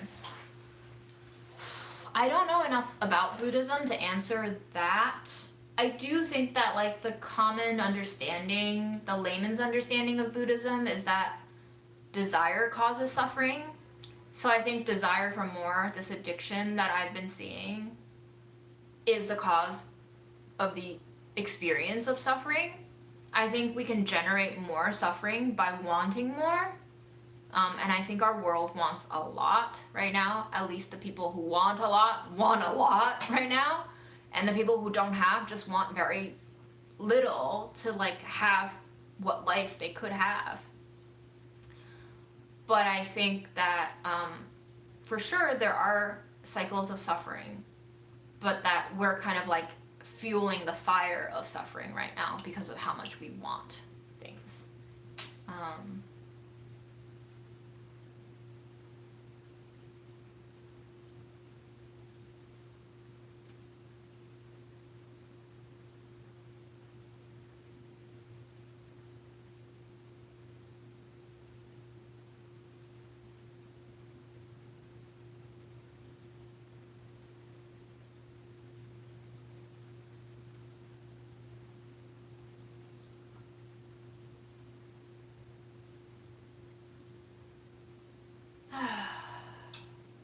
Oh well. Oh well.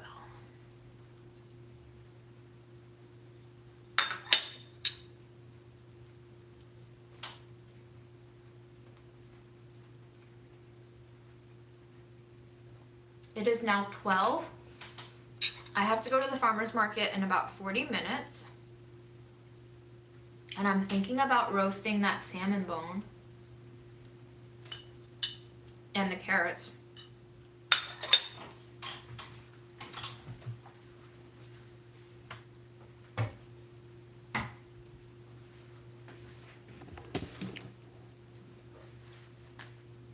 Should we do it? Or should we make hummus? We can only do one. Do you want to do salmon bone and carrot roasting or hummus? Mainly because I can't eat both of these things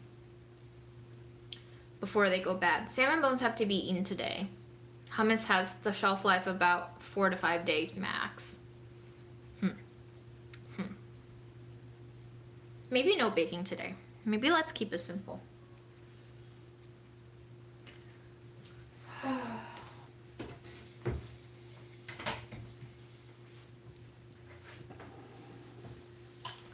That way I can chill pill it. Chill pill for the day.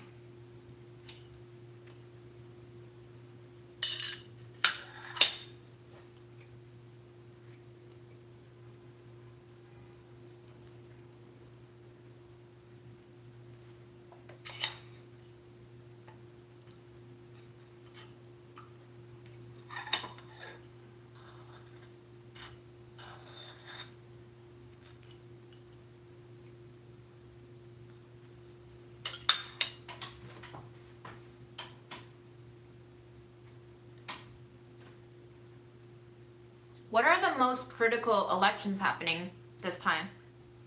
Do we have any like major battlegrounds?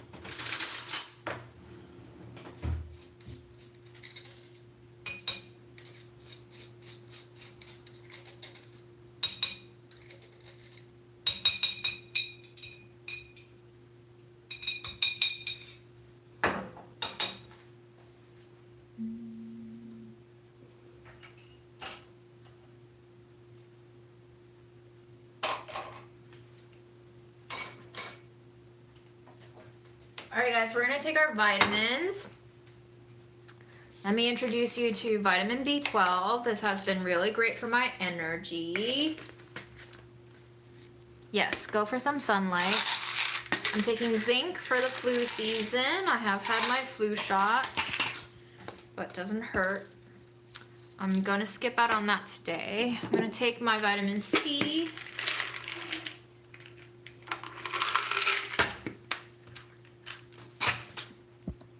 My D.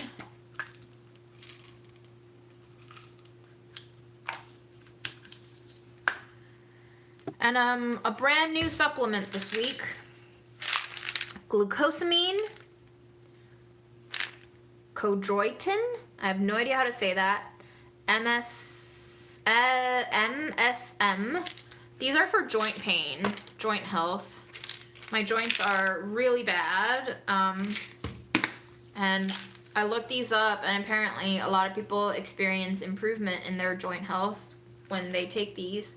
Pretty intense dosage though. I have to take 4 of these a day. I have no idea why these medicines can't just like stick it all into one pill, but I guess, I don't know, maybe your body absorbs it better, or maybe they're just trying to sell more product. Not sure, but this is my new addition. We'll see.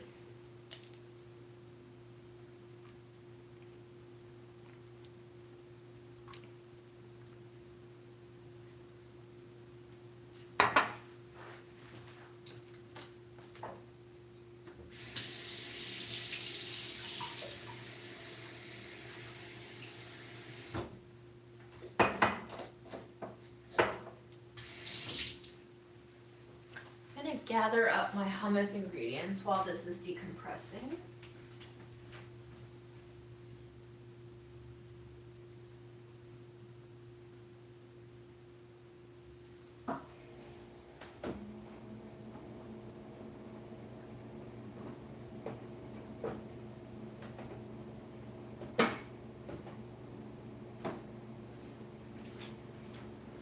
Have some garlic powder.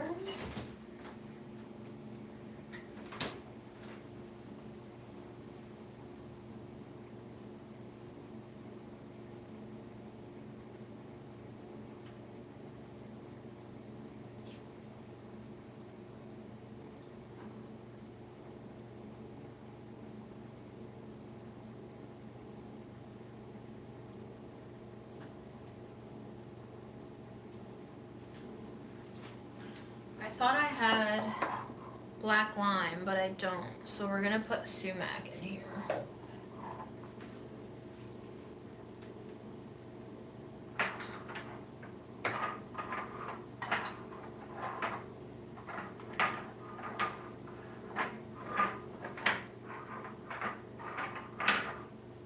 Maybe a little turmeric.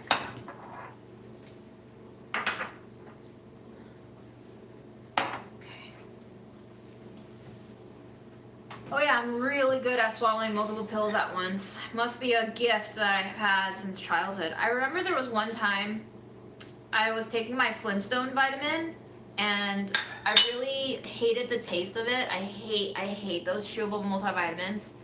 And so I remember I just tried to swallow one whole and it got lodged in my throat. And I think I had like I don't really objectively know how long it was stuck in my throat, but I remember panicking enough in the kitchen where I was like, oh, this is not going down, fuck. Except I was in maybe 5th or 6th grade and I didn't know the word fuck. But I was like panicking, I was like, oh my god, I'm gonna die. So then I think I started like running into the living room. Maybe my dad was home, but I'm not sure if he was. But by the time I made it to the living room, I think I like kind of fell over onto the couch and I was getting ready to either like try to hop up and down to get it to sink down or to like heel myself over the arm of the couch and just like try to jam it out. But then it eventually got gulped. I didn't die, obviously. But maybe since that time, my throat was like, we're not gonna do that again. We're just gonna swallow everything.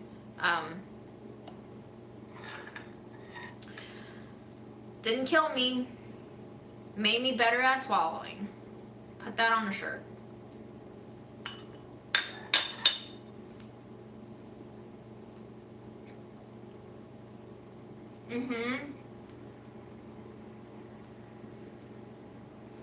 Yeah, I do know that the supplements industry is wildly unregulated. so I never know what I'm putting into my body. But unfortunately, my joints are just so bad that I've gone to the doctor now. I've had x-rays. I've had blood tests. Nothing's helping. So it's just a wild, wild west out here, baby. They have, I think, quite a few studies that are tracking long COVID to essentially be the new HIV/AIDS. So it's probably going to take 5 more years for us to even get anywhere with research. So unfortunately for us first waivers, before the research is set, we're just going to have to figure out how to manage our symptoms as best as we can. And who knows? Who knows?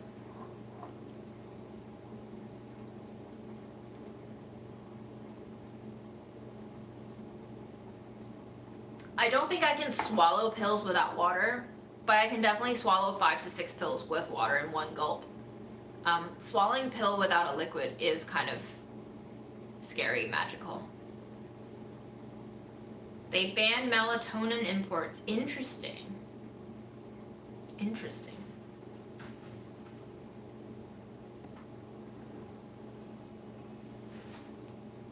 It might not be your throat rejecting it, it might be your brain rejecting it, which is, I guess, connected. Your brain is signaling based off of past trauma.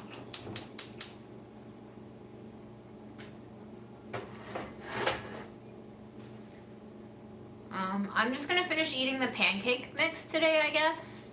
And then I'll make some hummus, and I'll eat my hummus wraps later. Very chill day. Very chill day.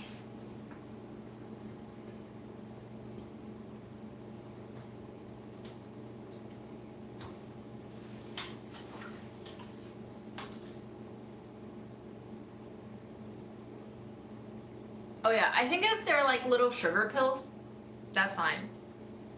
I can also swallow an ibuprofen pill, but I think it gets lodged in my throat, which is very unfortunate because most times when I take an ibuprofen, I'm already suffering from severe cramps and I need that shit to hit as soon as possible. But unfortunately, when I'm on severe cramps, I don't even have enough control of my body because it's already seizing from the pain to walk into the kitchen for a glass of water. So most of the time I just try to raw dog it by swallowing it without any water.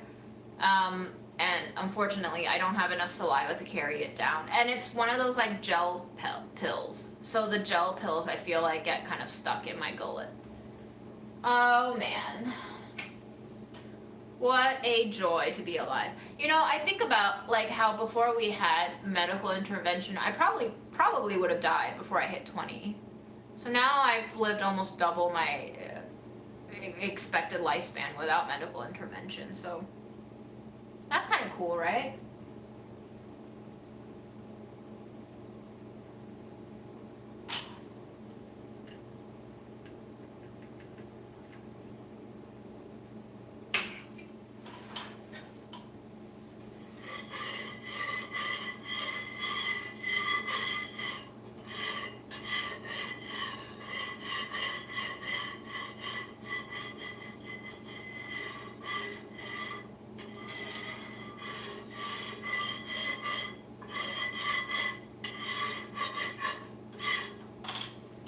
Did that person come back to answer my questions or no? Because silence itself is also an indicator of something.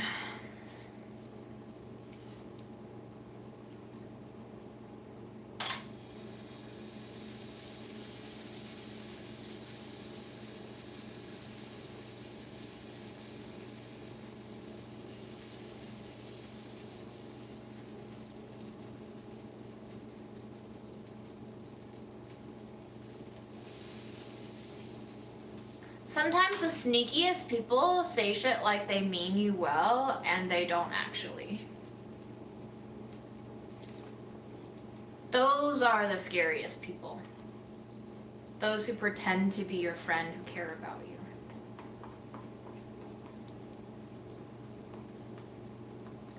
Because they get your guard down, makes you trust them more, and then they can say whatever they want and get away with it.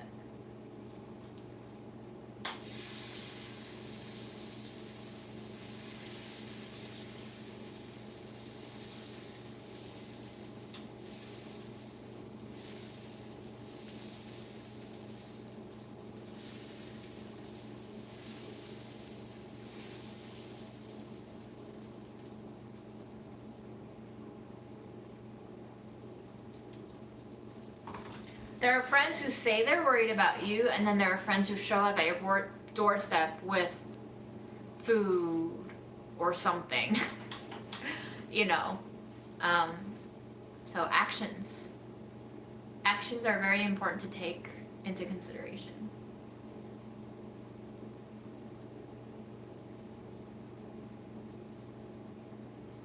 Southern compliment. I recently just learned about the Southern compliment. Like the bless your heart sort of thing. Oh man. Oh man. I can't stand it.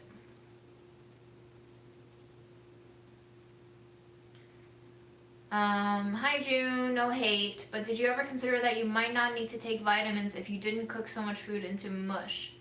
Have you looked into what raw foods do to your system, and also what raw foods do to people of different cultures? Because Chinese people don't really eat a lot of raw things. Very selective. Like green salads, very American thing. Chinese people don't really eat things raw. I think the only thing that we eat raw is cucumbers. And my mom used to feed me sliced tomatoes raw with sugar on top, as like a fruit snack, basically. But yeah, I mean, cooking stuff into mush may not be the best for vitamin absorption, but I don't take the vitamins because my body is lacking them. I take vitamins because my body is broken right now, because of COVID and post-viral stuff after I got mono last summer. So yeah, I mean, maybe people don't need chemotherapy if they just ate the right foods. That's what Steve Jobs believed, right? And it works for some people. But I also enjoy mush, so it's a trade-off.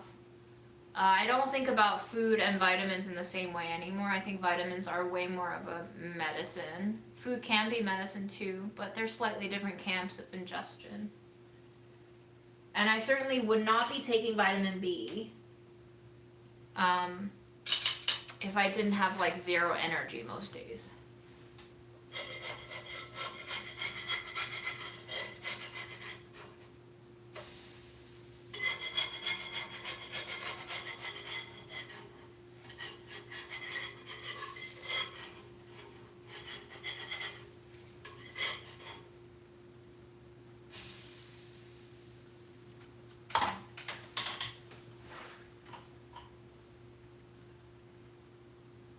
I only started taking most of these supplements.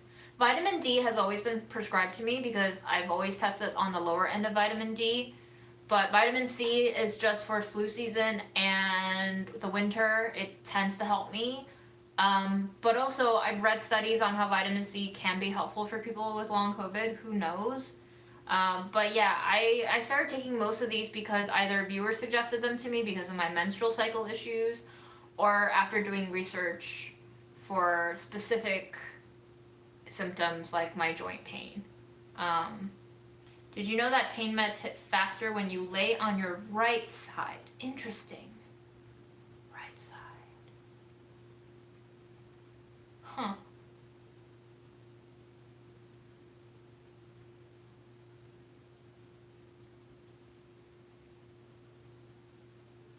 I have to sleep on my left side too, mostly because I like side sleeping, but I think that might be not good for my joints right now because I do have knee and hip pain, and I think the way you stack when you're on your side can exacerbate those joint things. But I really have a harder time falling asleep on my back. Trade-offs, man, trade-offs.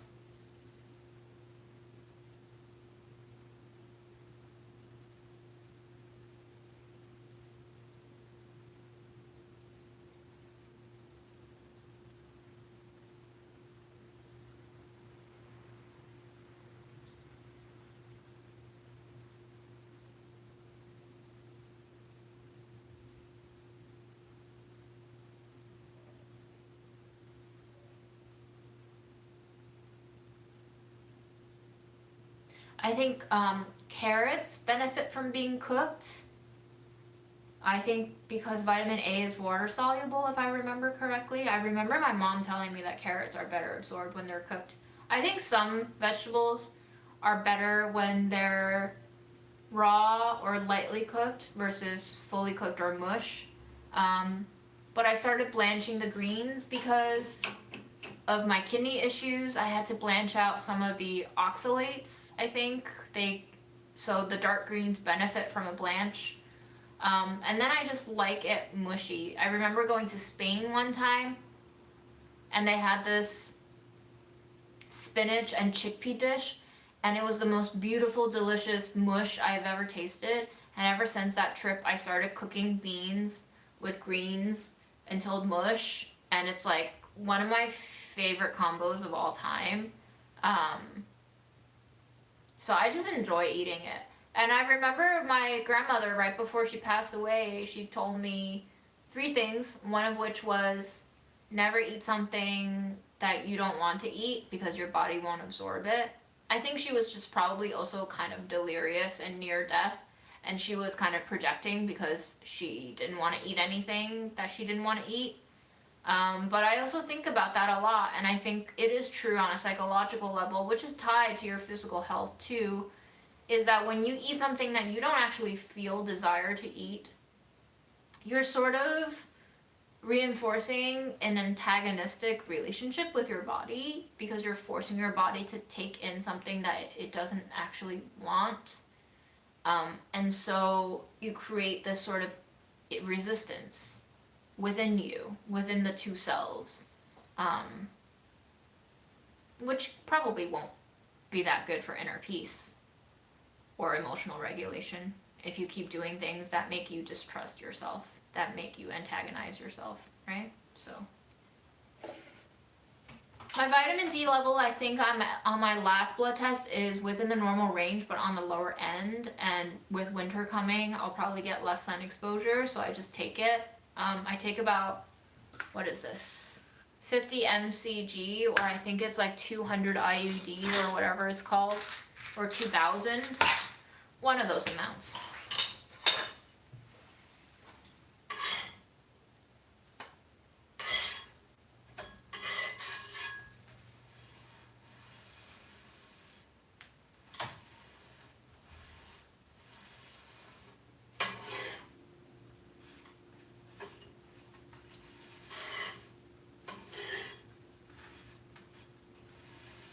So I think with this batch of chickpeas that I just cooked, I will be like putting half of it into hummus and half of it I'll reserve as beans to cook with whatever greens I end up getting from the farmer's market. That way I can have the best of both worlds.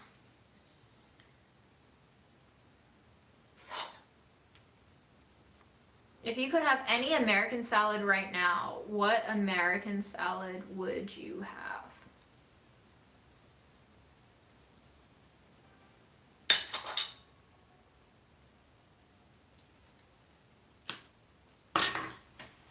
Hi, Doc.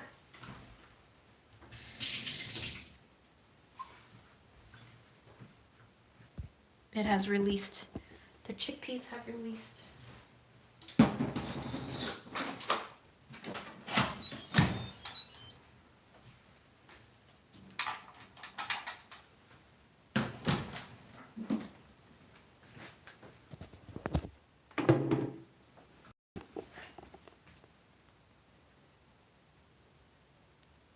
So you see that all the water is like mostly absorbed, because I don't want that good after all of it is cooked.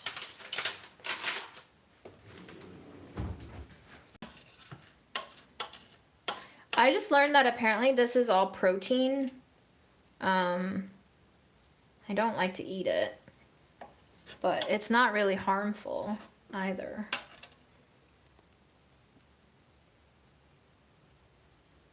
Looks like spider webbing.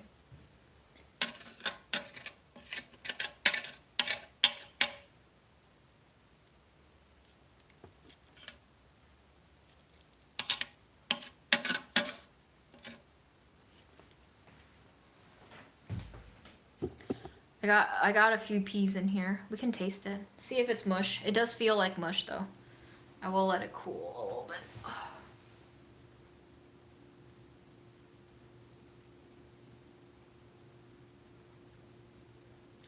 Yeah, some Americans put marshmallows in that salad. I don't consider sweet salads, TBH. A successful bean is mashable just with your fingertips. So this is successful.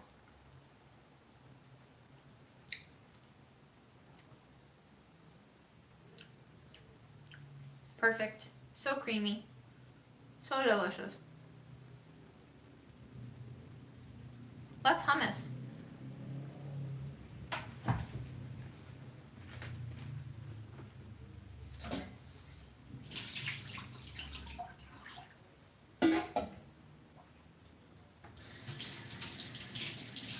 Let's hummus while it's hot. I'm gonna take out some beans as I described earlier for cooking purposes. And then we can just mash it straight in here.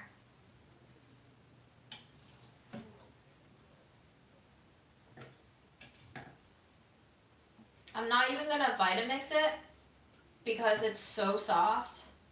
I will take out some beans and then I will drain out the aquafaba. There is still a little bit liquid. And then we can turn this into hummus, but not legitimate hummus. Don't get on my case. Just a bean mash. Sacrilegious hummus.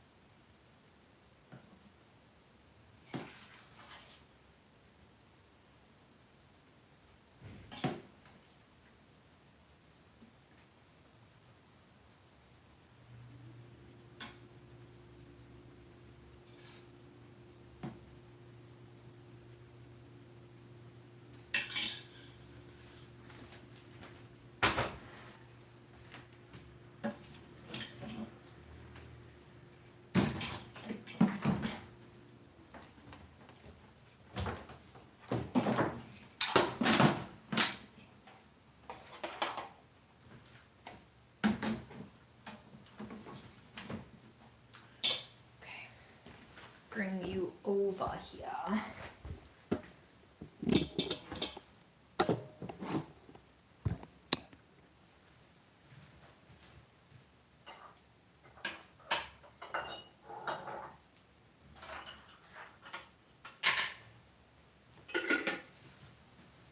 Gonna drain out the aquafaba. I don't think we need this large of a jar.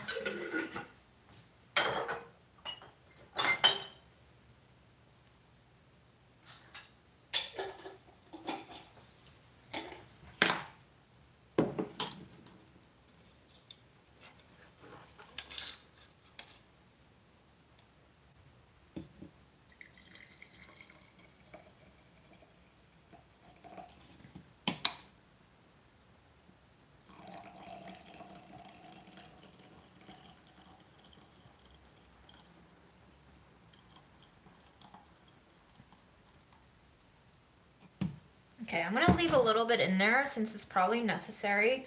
We also had a little bit of our seaweed kombu fall in here.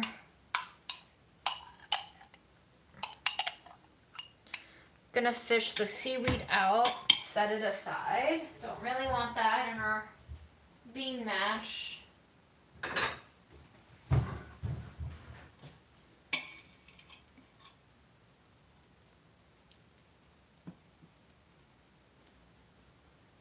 But I will be sure to eat it later.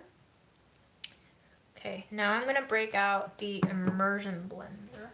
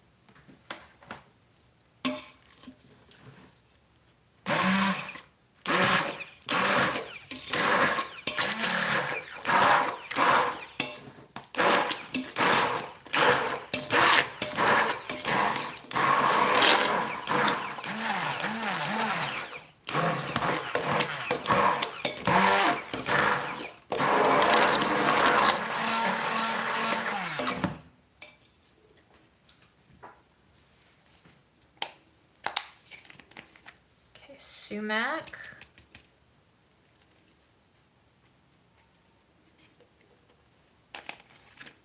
Might be too much.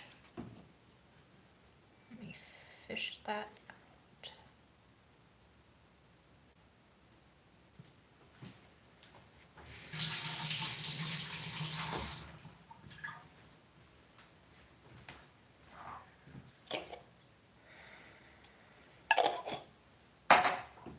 I have some za'atar, just the herb, from Palestine actually.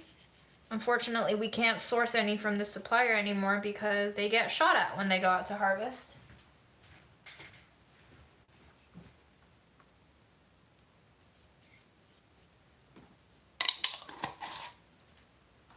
I don't have fresh garlic, so garlic powder.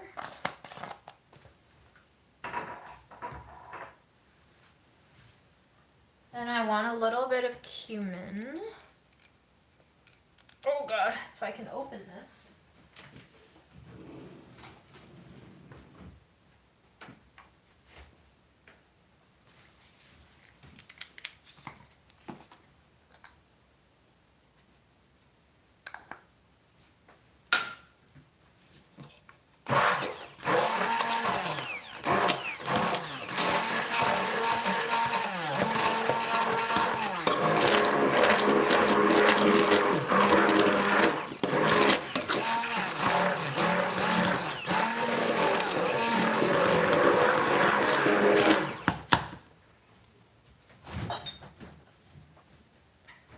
Then we have some tahini.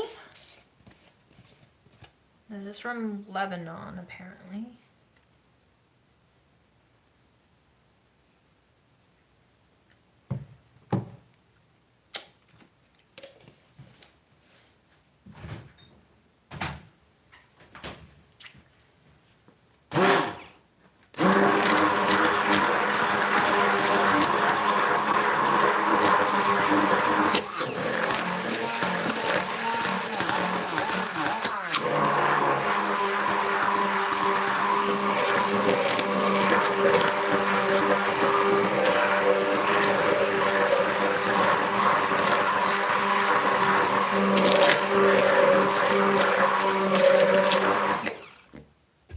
Does that sound annoying? I'll mute myself.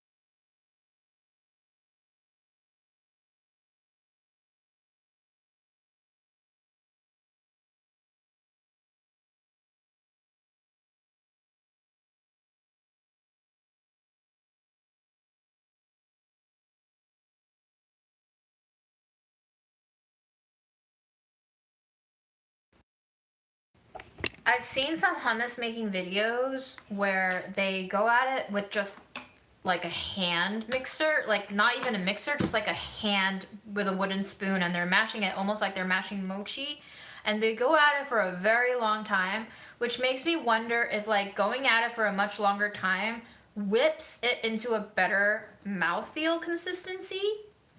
It would not surprise me if that were the case. I'm gonna save this spoon as a serving spoon. Oh my gosh. Shall we try? Shall we try? You know what? Let's try the corn and wheat tortillas because I can heat it on my pan. Oh, I'm excited. I'm excited.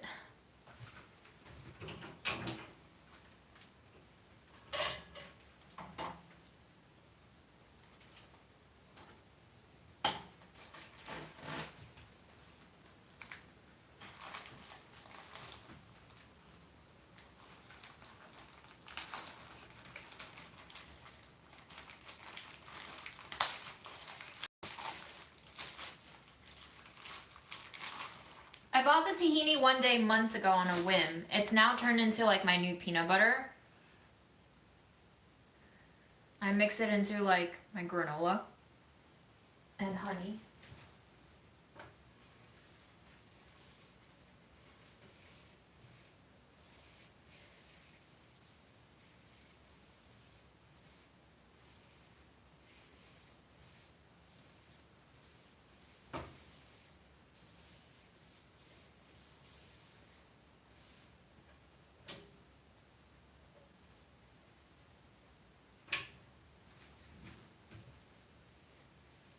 I'm trying to soak up all the olive oil that's like run off to the edge of the pan.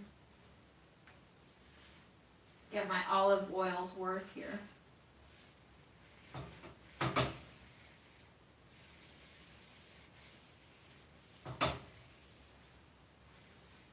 Oh, it feels very soft. So this is the corn and wheat tortilla from Trader Joe's.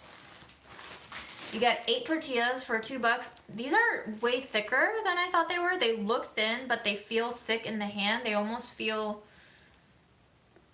padded. I don't know why, but they remind me of silicone. And my brain immediately thought of a dildo, but it's not like a dildo. But it kind of, you know what? I'm just gonna stop there. I would like to taste these too, so I'll open this up after we try the tortilla. And I bought some cheese, so I figured between the cheese and the hummus, this is what I can eat for the rest of the week.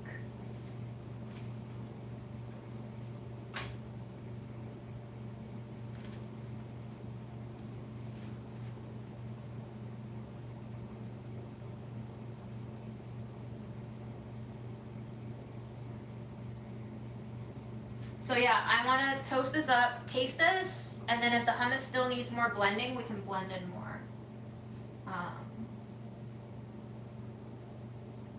After extensive research, one of the best vitamin companies is ProCaps. Truth Seeker 2250. I've never seen you before. I wonder if you're here just to place some product in front of us.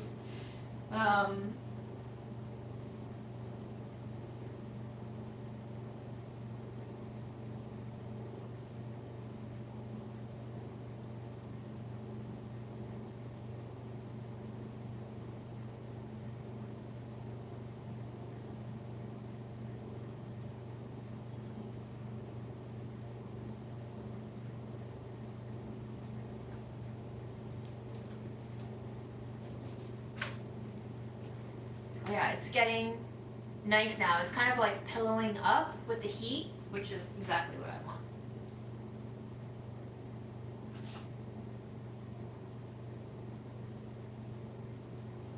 Did you put any pine nuts in the hummus? No, just the sesame seed, tahini.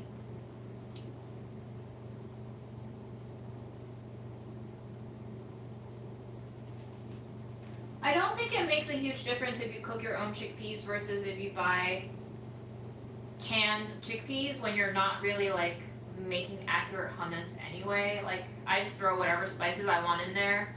Some people add olive oil, some people add raw garlic. The raw garlic gets way more pungent as it sits though, which always bothered me. So I like using powdered garlic now, especially since I have a lot of spices. But yeah. As long as you're not worried about authenticity, I think you can cook it whichever way you want. As long as you like eating it. It's puffing up. It's puffing up. Guys, how fun. How fun. Wow. I love that. I love that this tortilla puffs up.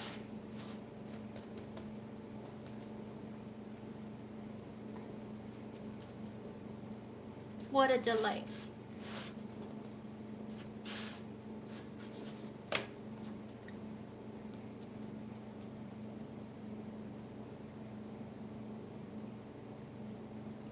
This is what everything looks like when I'm on shrooms. They all look like they're breathing and that there's like gas moving in and out of them. I remember once I was just staring at shredded cheese, not heated, and I was like, oh my god, the cheese is breathing. So that's a little bit of my shroom mind.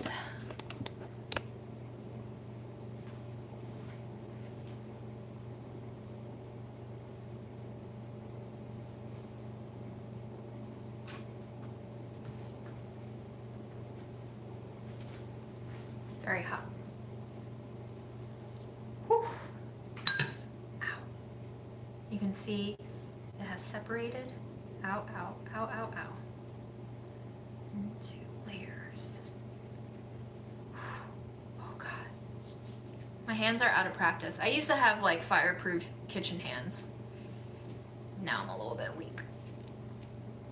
Fun tortilla. Okay. Ow. Let's try it. Just on its own.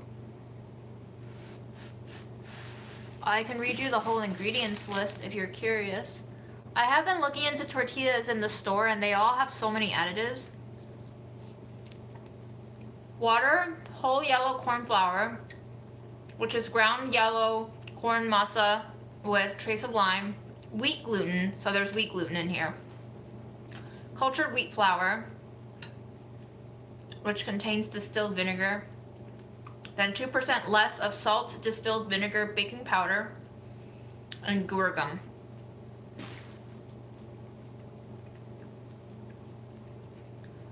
Why does it terrify you? It terrifies so many people. I don't know why shrooms terrify people.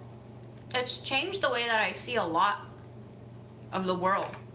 It's actually been very fascinating. Okay. This tortilla is a little bit bitter. It's like sweet at first, but has like a little bitter aftertaste. You don't like not being in control of your own mind.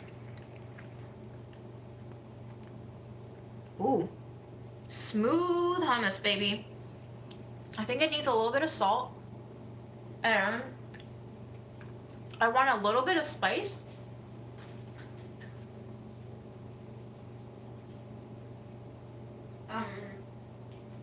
What kind of salt?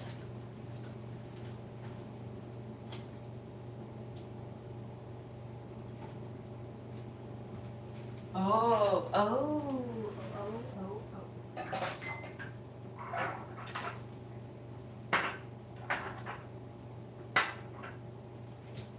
I'm gonna use some of our new sumac lemon pepper.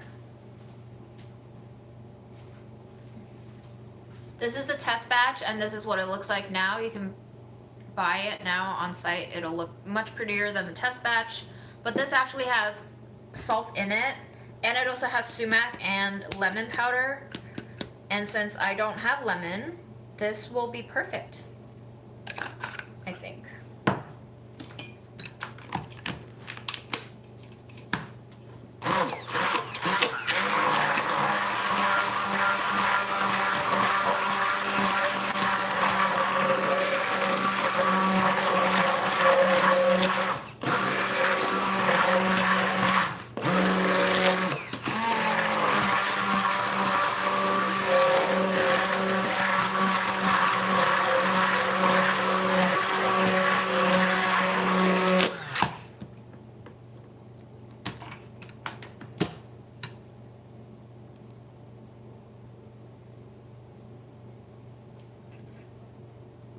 Nice stiff peaks on this hummus.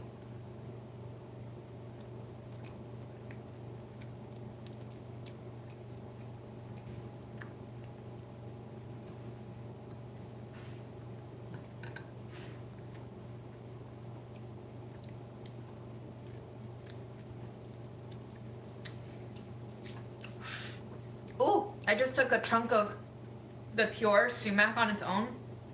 That shit is potent. Holy shit. I'm gonna add in a little bit more of everything, including the za'atar oregano leaves and the cumin. I think it's quite nice, but I just want a little more flavor. Just a little more flavor. And garlic.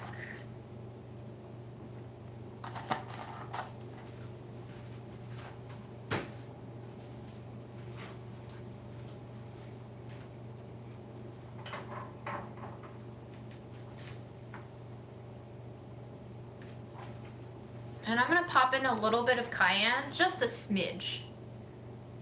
Okay.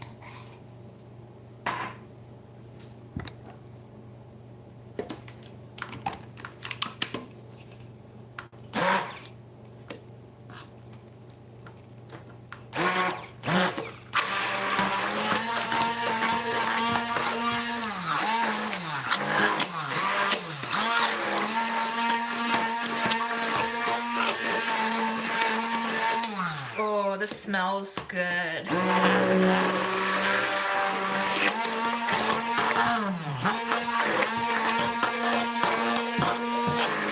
It's actually getting harder to mix now. I wonder if it's because it's cooling or because all the spices that I added.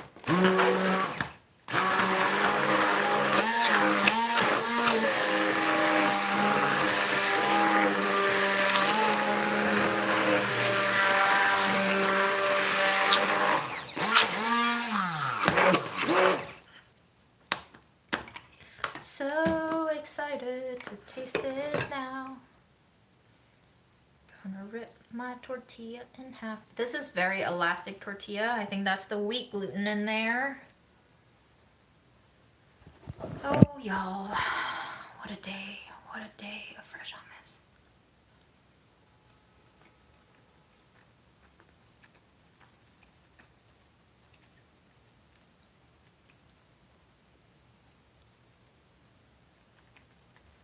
I wish I had fresh lemon. I feel like fresh lemon would be amazing in a splash.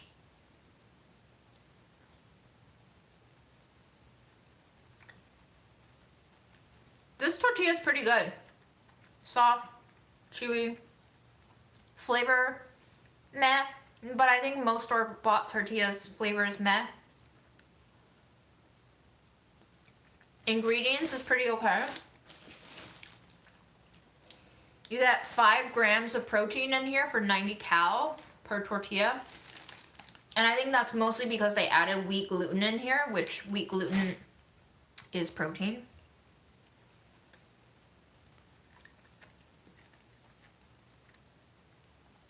So yeah.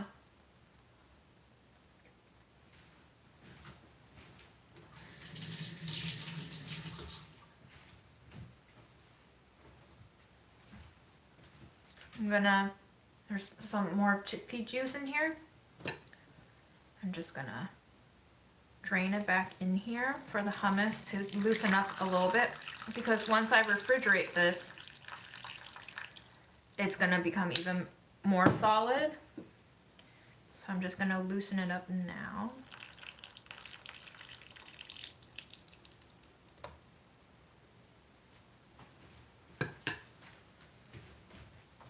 And then I have to run, y'all. It's time for the farmer's market. My day has just begun.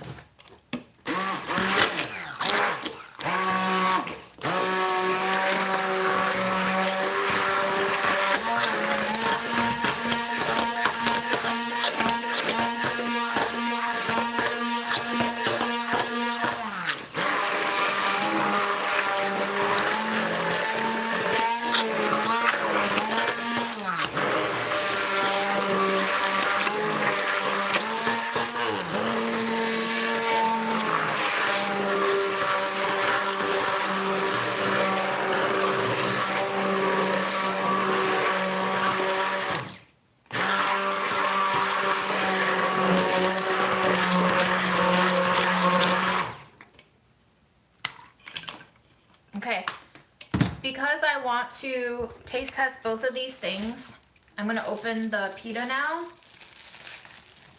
and I'm just going to taste a little bit of it.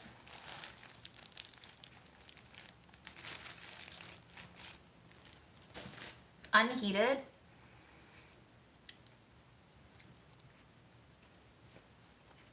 Pretty good.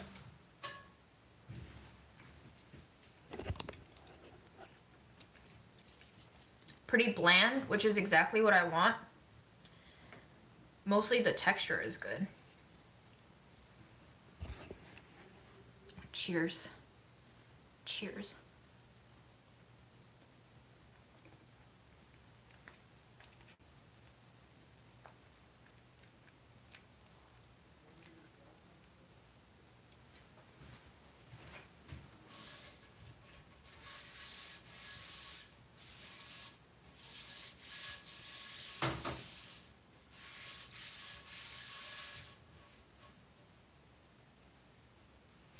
What a delightful brunch with y'all.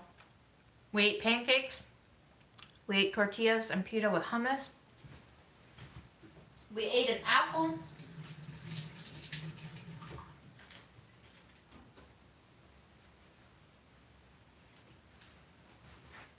Oh yeah, thank you for the earrings. They're like double-sided. But I think I'm gonna take them out. I've been wearing them for 4 days and I think they're a little heavy.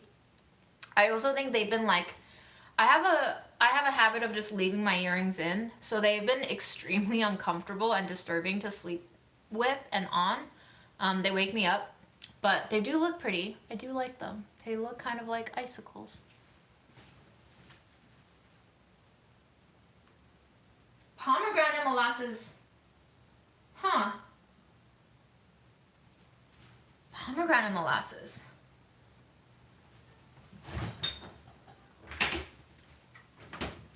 Okay.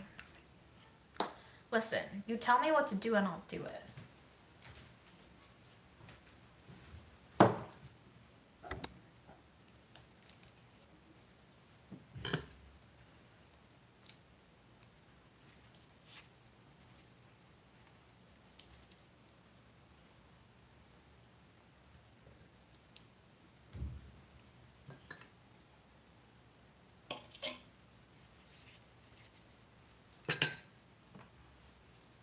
I know you're supposed to mix it in, but I don't want to commit to the whole batch of having palm molasses. I'll just drizzle it on.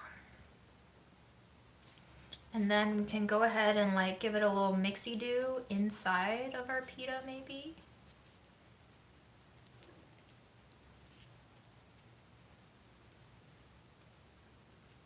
Okay, okay. Ready?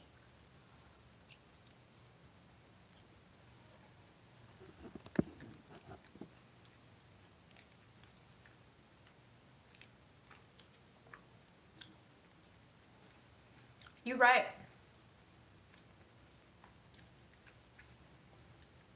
It's almost like a light hint of fruit juice ketchup.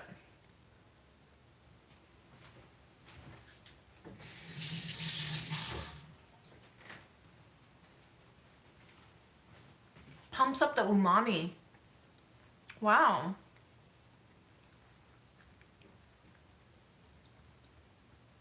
That's actually quite delightful. I'm just going to taste another bit of it without the palm molasses, and then maybe I'll throw a little in.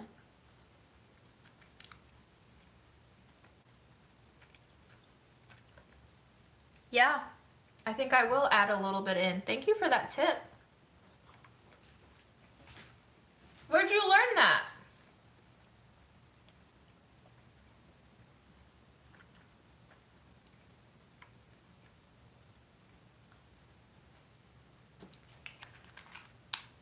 Where did you learn that?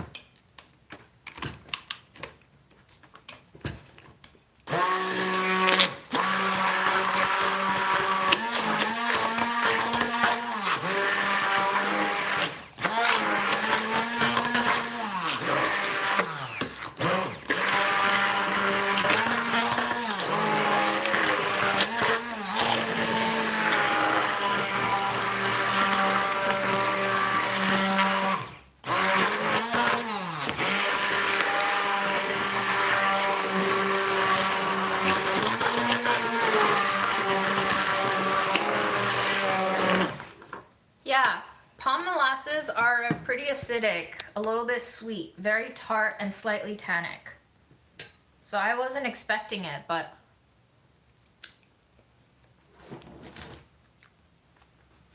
thank you, Emerald1 and YouTube.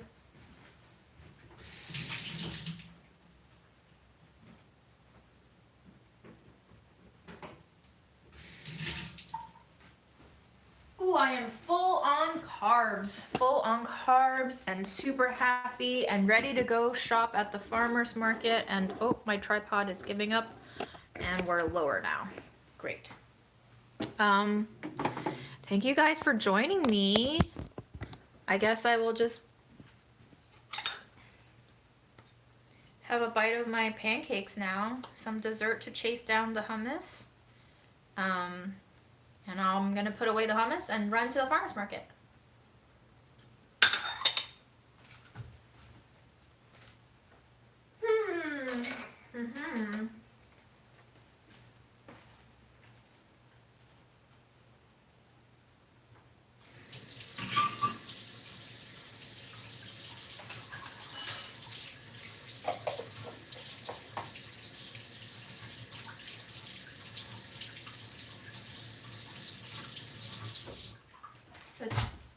tasty delights. I hope I find some great stuff at the farmer's market too. All right, what tub does this hummus need to go in? Something accessible, I suppose. That's too little.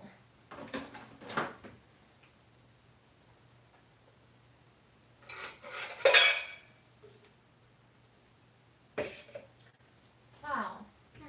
Great question. How much hummus we got? We got a lot of hummus.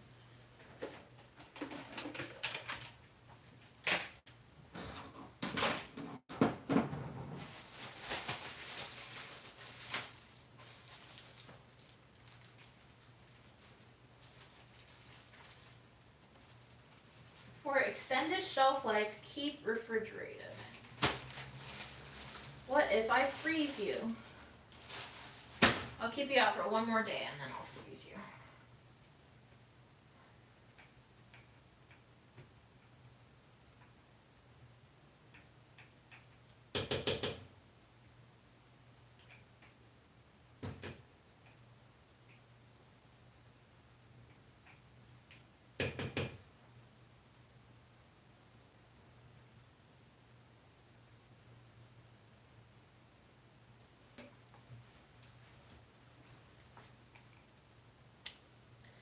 Farmer's market is Sundays in my neighborhood, but different neighborhoods have it on different days.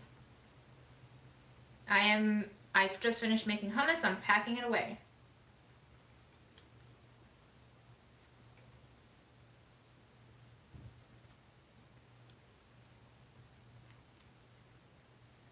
Not sure if you just joined, but we're about to end the live.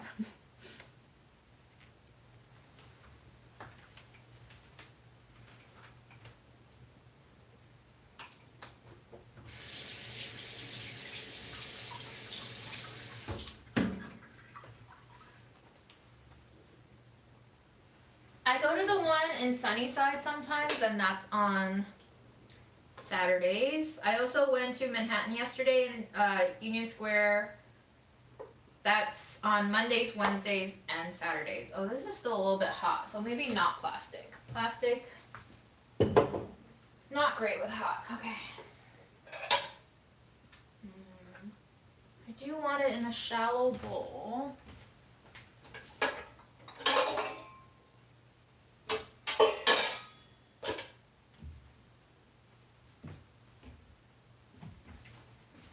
But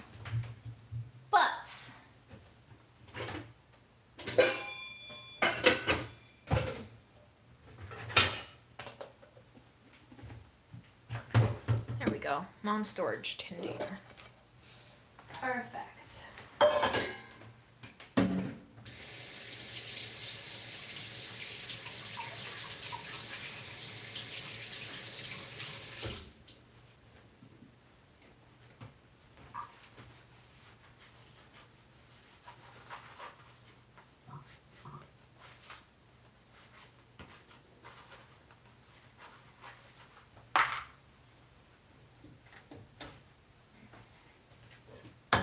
So do the days get shorter now, or have they already been getting shorter? I forget how this works with daylight savings ending. Oh, so did we just end daylight savings, or did we just start daylight savings? Does anybody know how this works? Because I don't.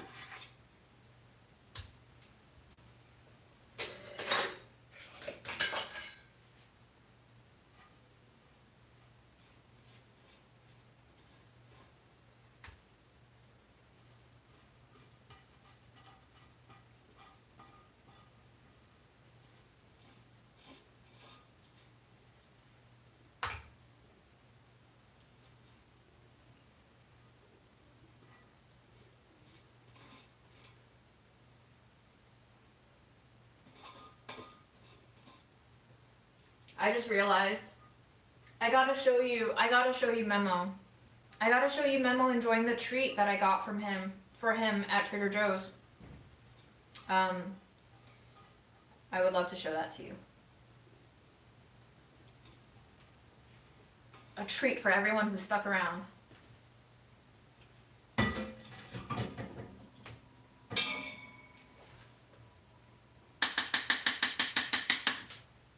Yum.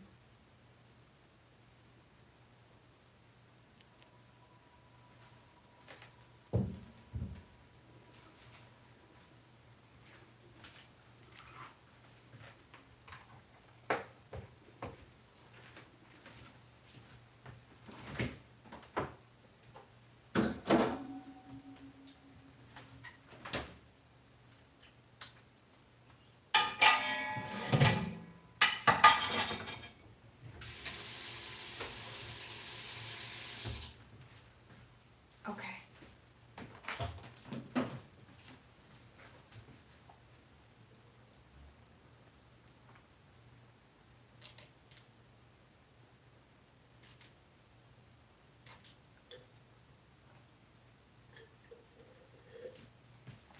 Ready? All 60 of you.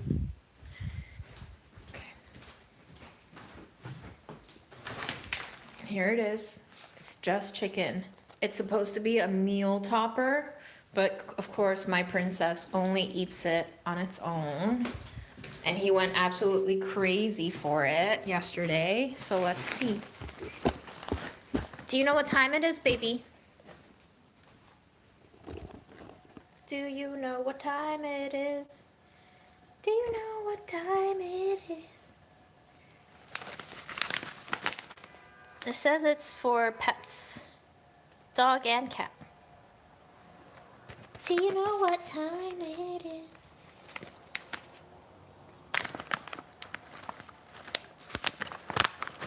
Because it's just chicken. They'll both like it. Hi. Where are you going? Come back. Why are you so scared? Oh my goodness. Why are you so scared?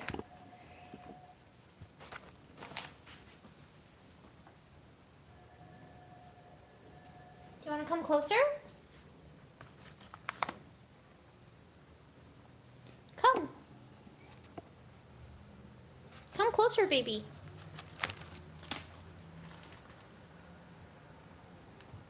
Yeah.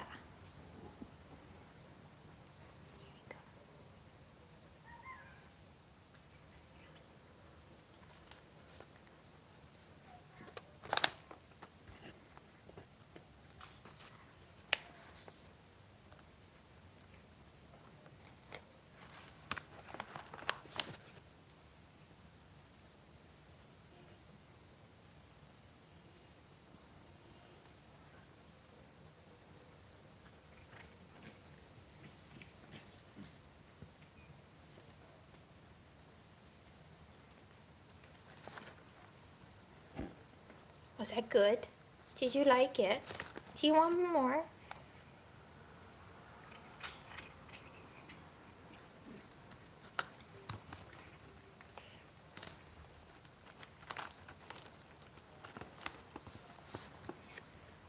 Yeah, it's just freeze-dried chicken. Ow.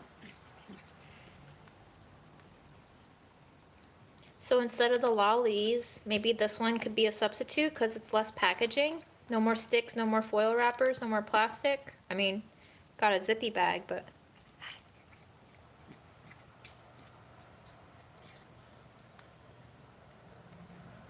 You like it? Good boy. Shall I give you two more? Two more and then I go.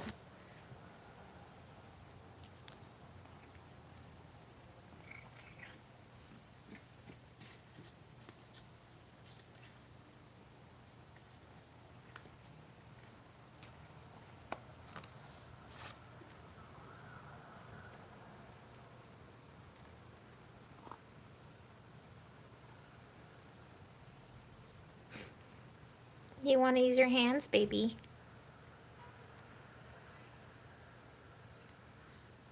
Okay, I'll give one to you. I'll give one to you.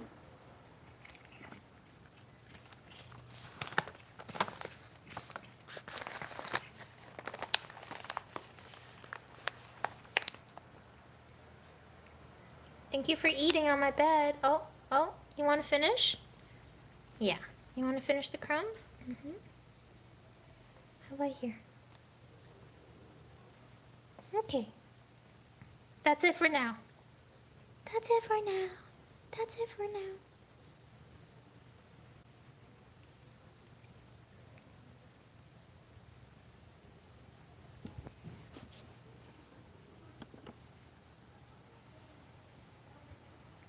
Bye, y'all. Have a good week.